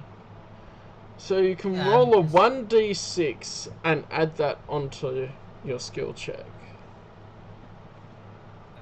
So roll your skill check first. Yeah, because you can do that afterwards. Use the force. 13. But your 1d6 would not be able to get it high enough. No, the max would be 19. So it wouldn't work even if you used the force point. Roll 1d6. It's roll, right? It's not just roll. You don't want to roll it because you can't get a high enough score even with it. Yeah, think about the maths for a moment. Yeah, no, I meant the type thing, like type. You slash R as well. Yeah, but you don't want to roll it because you can't get a high enough score even if you roll it. It wouldn't succeed, so you don't need to waste your force point.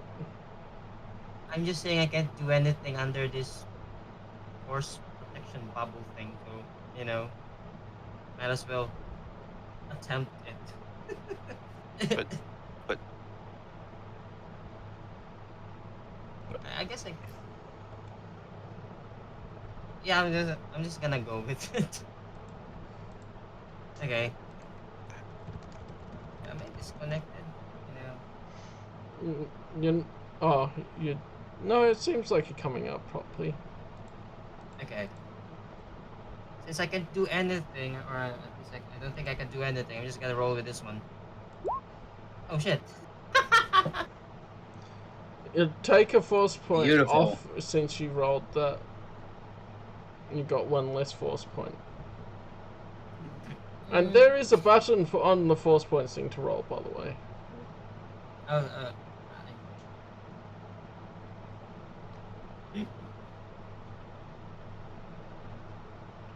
Oh damn, I failed. Badly.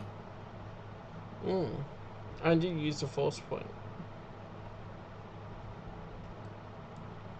Where's the force point? Where is that? Next to the condition, I just put it down one for you. Okay, oh god, I keep on... this is what I have to press, right? You already Or- rolled a or- 1d6, it's the same thing. Yeah. I missed the memo that there was a button there. Yeah, well, we haven't It's used alright. force points a lot, so you're fine. Damn, I failed. Yeah, I you failed. failed before you rolled the force point, really, but then you still insisted on doing it. So, what we got next? Corporal Chad. He's going to see that it's going back to try and get the Gungans. And if I'm reading this correctly, he's going to attempt to ram the color clawfish. But as like a, he's gonna try to hit it and then go past it in the opposite direction to get its attention. So, come on, Corporal Chad. That was Corporal Chad, not the fish. That failed. So Corporal Chad only Does not succeeds at catching its attention, and is going to whip around as he the bongo flies past his head to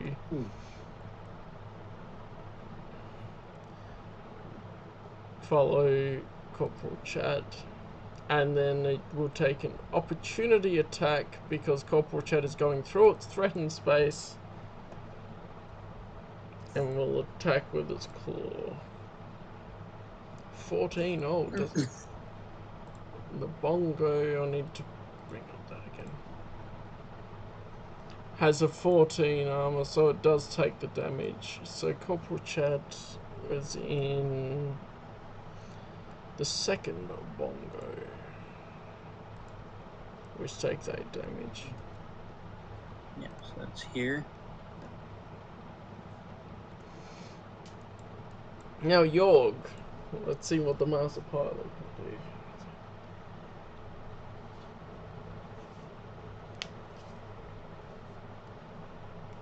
do. I'm gonna try to aim for an eye. Ramming for him, trying to hit one of the eyes. Nice.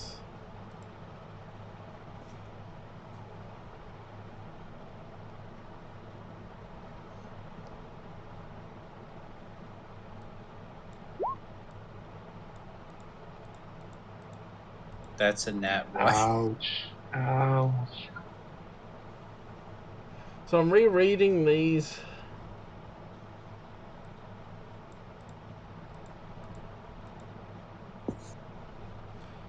So the people inside of Corporal Chad's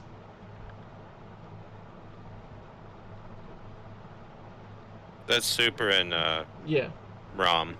Super and Yep. Ram Yep. need to take the amount of damage listed on table 10-3 collision damage because the piloting check failed versus the target's thing. And then also the collar claw fish will still take some damage because you still ram into it, but you take damage yourself unless you have things. So where's table 10-3 again? Here it is. So against the gargantuan, 66 plus strength modifier, which would be the strength of the bongo, I guess. So that's a 0, so it's a 66 damage to Corporal Chad and the guys in his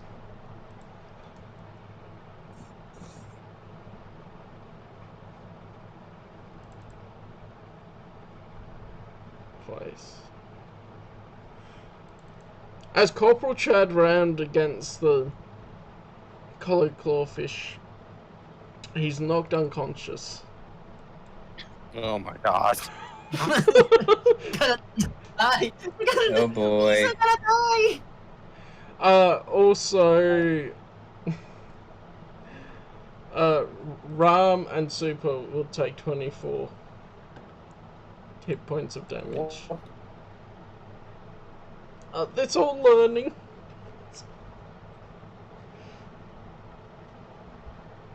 That was a poor decision that Corporal Chad just made. That's half my HP. Well, your pilot's knocked out. Corporal Chad. And then Yorg, you would also take 66 damage, but I'll roll a separate one for you, and hopefully it won't be as high, but who knows. That's 22, Just barely not as hard. because you get knocked around by the impact. But the good news is, I believe the Collar Clawfish also takes both of those lots of damage anyway.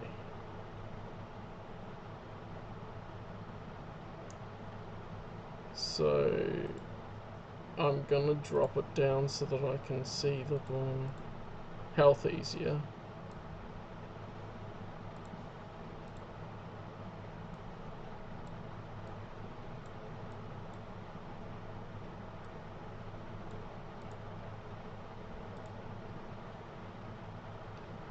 He doesn't look happy. It's not happy, it's just been hurt. A lot. By All it was doing was trying to Bongo's eat. ramming. All it wants is some yum yum Gungan snacks. Maybe Super was onto something. Maybe Gungans are tasty. Maybe. They could be a bit chewy though. No, that's Wookiees. And now it's Enep's turn. Well, I am not going to ram it. Finally, a Seems like- sensible decision. Seems like a bad idea.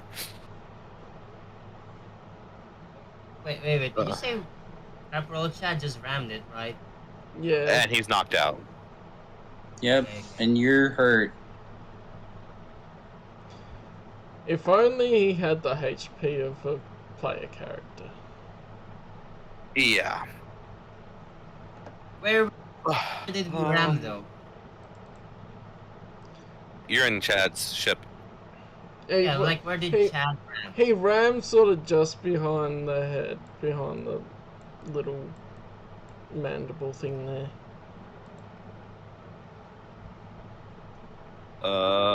Do we have shield systems?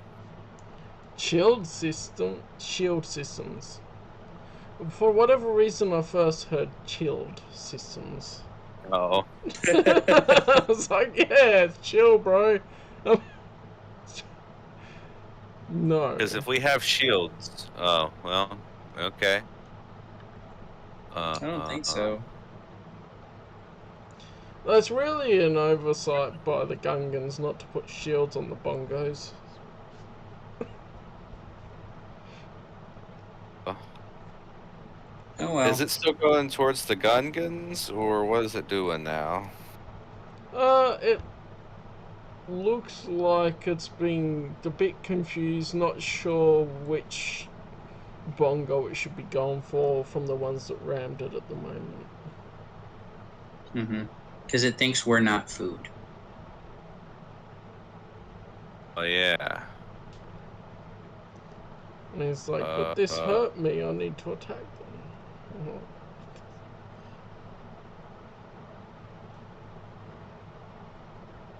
I'm gonna do,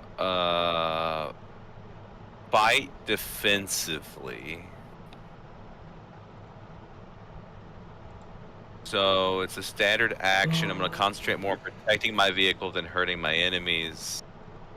We can't attack, so it doesn't matter, but, Plus 2 we would be a bonus to reflex offense, nice. yeah. And if we're not going to make any attacks, our vehicle's going to gain a +5 dodge bonus. Nice. So we'll do that. if you're trained in the pilot skill, which I am, your vehicle instead gains a plus +5 10. dodge. That's really good. Okay, yeah. So that's what we're doing. We're getting a +10 dodge bonus because I'm fighting Nice. defensively. Very nice.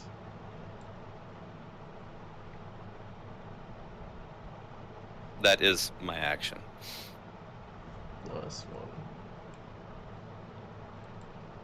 So then we have Copar Whoops, which is really just there to show an indicator of here's the Gungans doing stuff.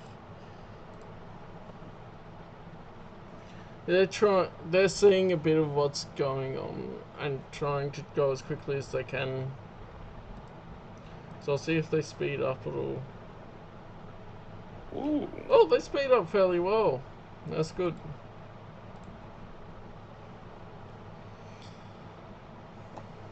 So, yeah, what am I looking at here? How's it explaining how it works?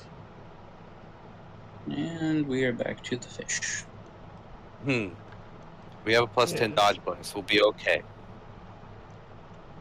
So I feel like the map that they give us is not brilliant because apparently we can go towards the waterfall from here. But nope, no. But it doesn't show that like you can avoid Thade completely and being spotted by battle droids and stuff. So that map's a bit weird to try and verify that. So I'm going to say that is not an option, even though the book says it is. Otherwise, you'd have to change the map and how it looks. So we'd have to turn back around Well, you end up to go back towards the waterfall. you end up having to go a roundabout way to take the transport there, but you wouldn't be going over the waterfall with it, probably.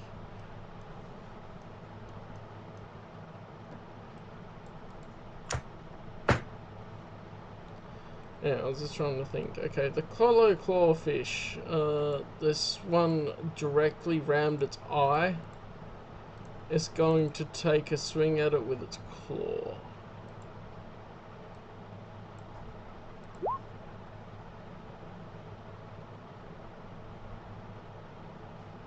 It's a full amount of damage, but it's a 12. I think the bongo is 14, so that doesn't hit. It misses with its claw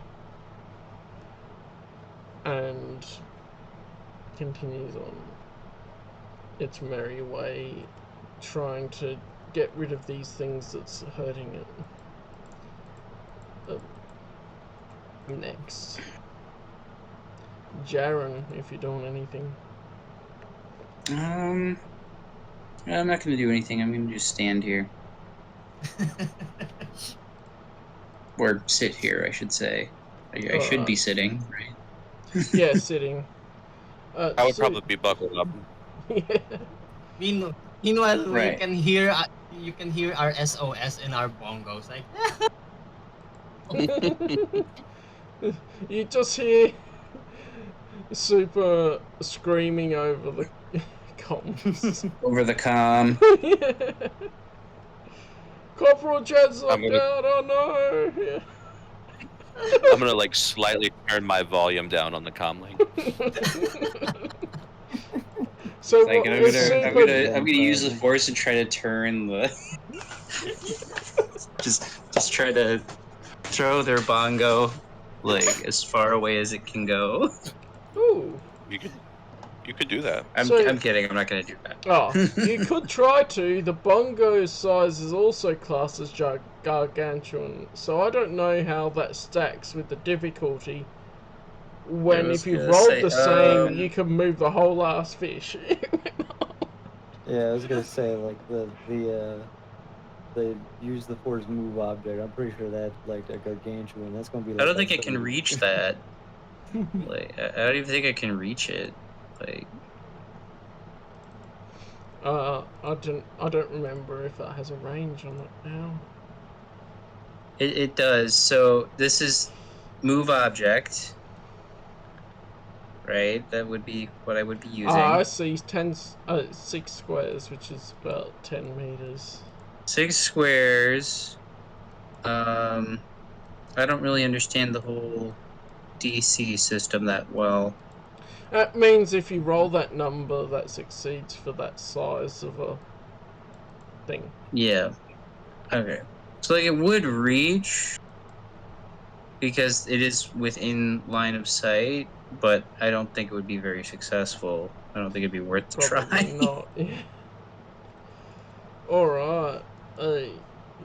Super doing anything? Oh, where are we?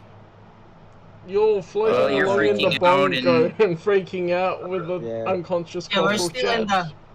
we're still in the we're still rammed it, right? Like we're still in the ramming position. Like It rammed it and then sort of deflected off to the side a bit.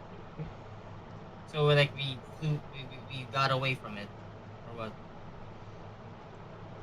It's it did attack the one that rammed its eye instead of you. So after that, we bounced away from that ram alone, like or Yeah, you haven't gone very far now, but you have some momentum away from it. okay. Can I try piloting away? You'll have to try and get Corporal Chad out of the pilot's seat. Can you not reroute control? Possibly, if he knows how to do that. Yeah, that's true. It's like theoretically, people know keyboard shortcuts on PC, but most people don't. So Yeah. And it's like I still don't know all the keyboard shortcuts, only the ones I use more often. right. I just use the mouse. I'll be right back. I'm gonna use the bathroom. Yeah. Okay, so we're just still near it, right? Yeah. Okay. I'm gonna. Okay, hold on. What was it? What was it I'm gonna do? God damn, I forgot. God damn.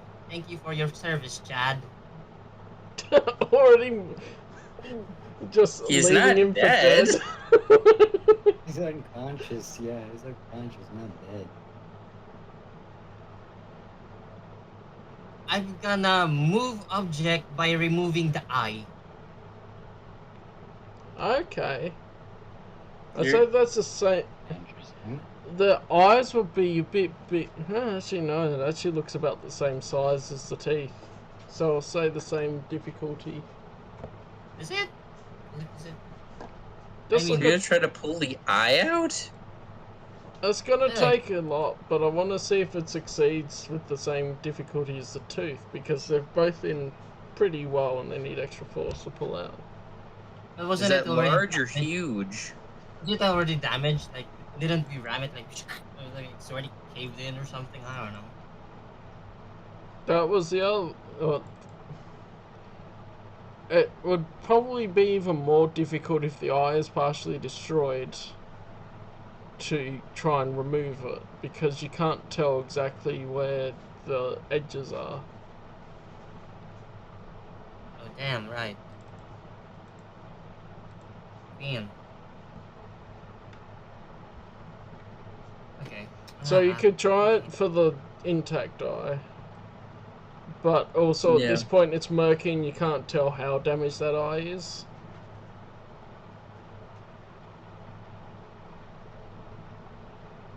Can I? Does it count as if as a move object if I just move this tentacle and just like and then pierce it at its own? It classes a move object, but if it's below medium size, I think small I said was a 10. This doesn't count as a medium, right? Can you reiterate what you're thinking now, as far as what Like, you're I was aiming like- for? Like move object. I'm just gonna move this one and then just like gonna have it like Oh no! See how big it looks compared to the eye in the picture. yeah. I suppose it would be big now, isn't it? Yeah. Damn.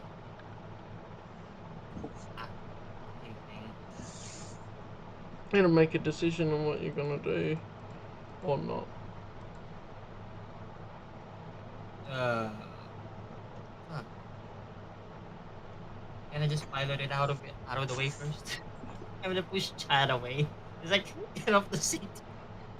I'm the captain now. I would say, just for seeing how, if you're able to do it, roll which would it be? Just a straight strength check. I'm just like, I'm the pilot now. Like that meme from... Like that meme. I'm the captain now, yeah? I'm the captain now. Hello. Oh, so you managed to pull him up out of the seat, and then he flops to the side and hits his head on the side of the bongo. And then you jump in and try and pilot then. What are you trying to do with your piloting? You can't do a full round action, but you'd be able to try and just move it a bit. Roll a piloting check just to see if anything works along with that. Getting Chad out of the way. Oh wow! You actually did pretty good, so that you Okay. begin moving further away from the big fishy. You gotta move. Chad is still gonna owe me for this one. And so it's Chad's turn. He's gonna roll Is he a going to wake up? Yeah, that's what we're gonna find out. Roll a constitution. He wakes up! Hi. Yeah, the smack against the. And he goes, "Oh, One smack knocks him out, the other smack wakes him up. Yeah. What are you doing? He's sort of out of it. But he pulls himself up onto the seat that you were in, Super. And now it's Yorg's turn. I have an idea. What I want to do is use the comlink system to try and have a high-pitched noise being reverberated around the ship and connecting with the water, hoping it will spread around. And hoping that the high-pitched noise might disrupt the creatures. I would say the difficulty part of that would be connecting the comlink into the bongo systems. Well, I was not taking the systems in itself, since the ship itself is an exoskeleton. I was thinking that maybe from just the vibration connecting to the bone of the exoskeleton of the ship might work. Very creative. I'll say roll some mechanics and see if it works. Just go with that. It's gonna be quite difficult, Alright. though. In this case, I'm going to use my spontaneous skill and do the mechanic check. Ooh, yeah, boy. You aren't trained in mechanics at the moment, are you? I am not, but thanks to spontaneous skill, I can. Yeah, that's why I was checking, because I forgot, because I knew that Yorg from before was 27 of it. Damn. Okay. You all hear, you feel the reverberations as the water seems to reverberate around Yorg's ship, Yorg's bongo, and you see the sound wave more than hear it coming out, and pretty much right next to the clawfish. I'm gonna say that I can reference hazards and see what kind of damage that'd do theoretically.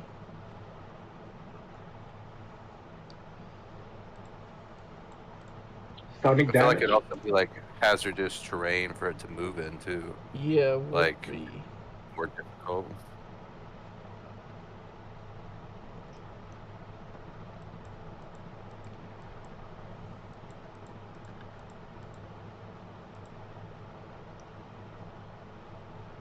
So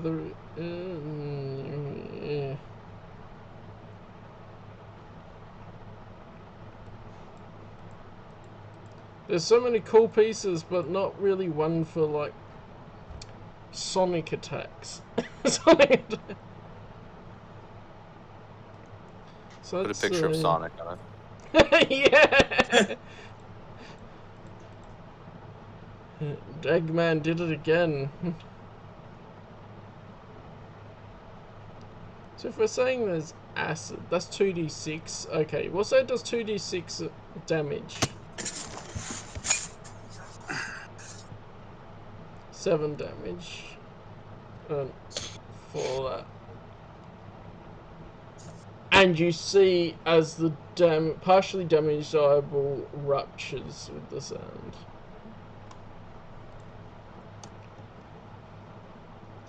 And you see this blood splurting out of the eye.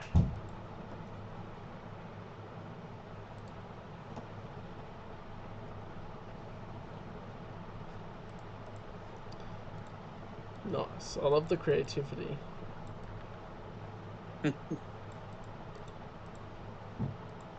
And now it's Enep's turn. Is this thing dead? Not yet. It's having trouble though.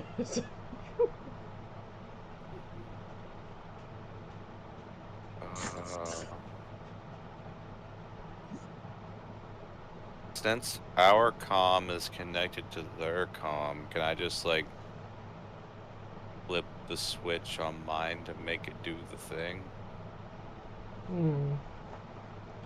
Because I was saying he was managing to position this in the right way. At the decibel level that it would need to be, you would probably also take damage from it. Since you'll be reverberating inside of the bongo as well. Makes sense. So you can do it if you're willing to take that. No.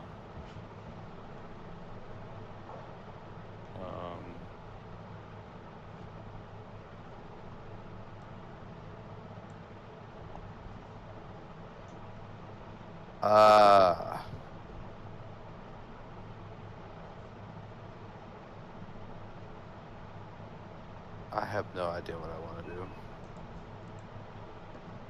I'm like half asleep. Yeah, fair enough. You don't have to do too much, really. Let's just how much health do you have, Jax? I think we're both still full, aren't we? Do you Yeah, want you're to ram full. it? You're pretty full now, unless you took damage from ramming. We didn't We ram didn't before. ram. So that should be fine then. You don't have Yeah, then we're actual full. damage. It's just damage to the actual ship that he did when he munched on it. Yeah. How So we're much good. ship- We can do it. Let's do it. Let's ram him. Let's go! I need to roll a pilot. Yeah.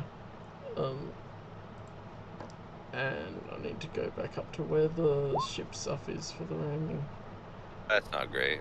So yeah, it's meant to... I'll double check. I lost track of it because I went down to the hazards, damn it. Vehicles...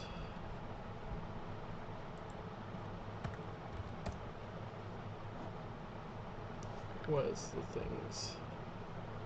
Ram. So it's a -10 penalty against the target's reflex defense.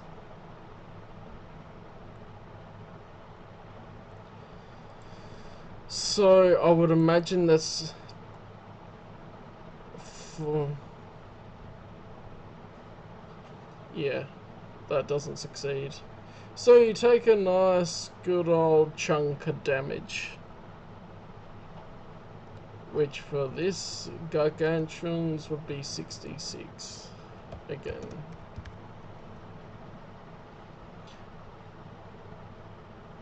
You ram into the collar clawfish straight into its mouth. Oh. As you punch out of the other side through its brain and through the back of its head, and it is dead. And we each take 27 damage. Yeah, you'll take 27 damage. Whew. Well, we defeated it at least. At what cost? And you just see as the others watch as you burst through the clawfish. It becomes... blood just fills the space. And here I thought I was gonna do some heroics.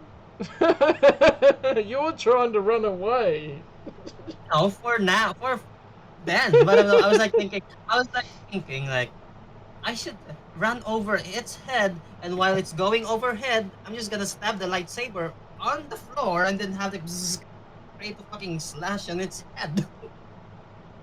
That would have been hilarious, because then you would have made it so that your bongo now takes on water.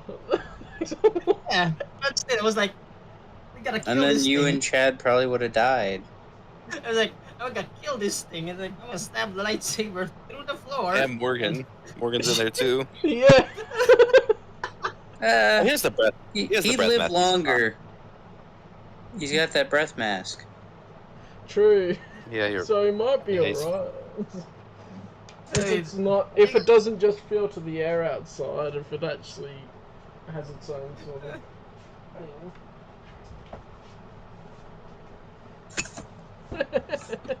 So, how I imagined us driving through the mouth and then out the back of the head of the creature is the scene in Return of the Jedi where the Falcon like launches out of that hole in the Death Star. Yes. And instead of an explosion, it's blood. Just blood instead of Yeah. instead of the beautiful fire explosion. Yeah. Its guts and innards, exploding everywhere. Congratulations, you defeated the collar clawfish. At what cost? Yeah. Chad getting knocked out. We're all alive. Barely. Barely. But we're all alive. I definitely have some like broken bones. Yeah. I'm kidding. Like, I'm at 12. I'm at 6 health. Okay. You survived better than Chad. Yeah. That one ram almost killed me. Yeah, Zupi's gonna be like, I'm now more than ever motivated to cook fish. What is my condition? So what should my condition be? 5 or? No, that's when you go to 0 HP. When you're knocked unconscious, you go one step down the condition track. Oh, okay. And then if you fail... Like, persistent conditions give you a minus on your abilities consistently. Like, Okay. loosing his arm until he actually got it properly fixed and stuff. When you have a persistent condition which includes poisoning and stuff that you need to get actually cured or looked at, it gives you a minus on your ability checks consistently. Okay. Yeah. Are you doing anything else with this collar clawfish, or you're gonna Well, see when they finish retrieving the transport and then head off? I mean, he's dead now. I did hear a mention about cooking fish. Oh yeah. Tupe, want to try to harvest that thing? Yeah, that means you have to swim out. In no way I'm gonna swim out with an unbalanced arm.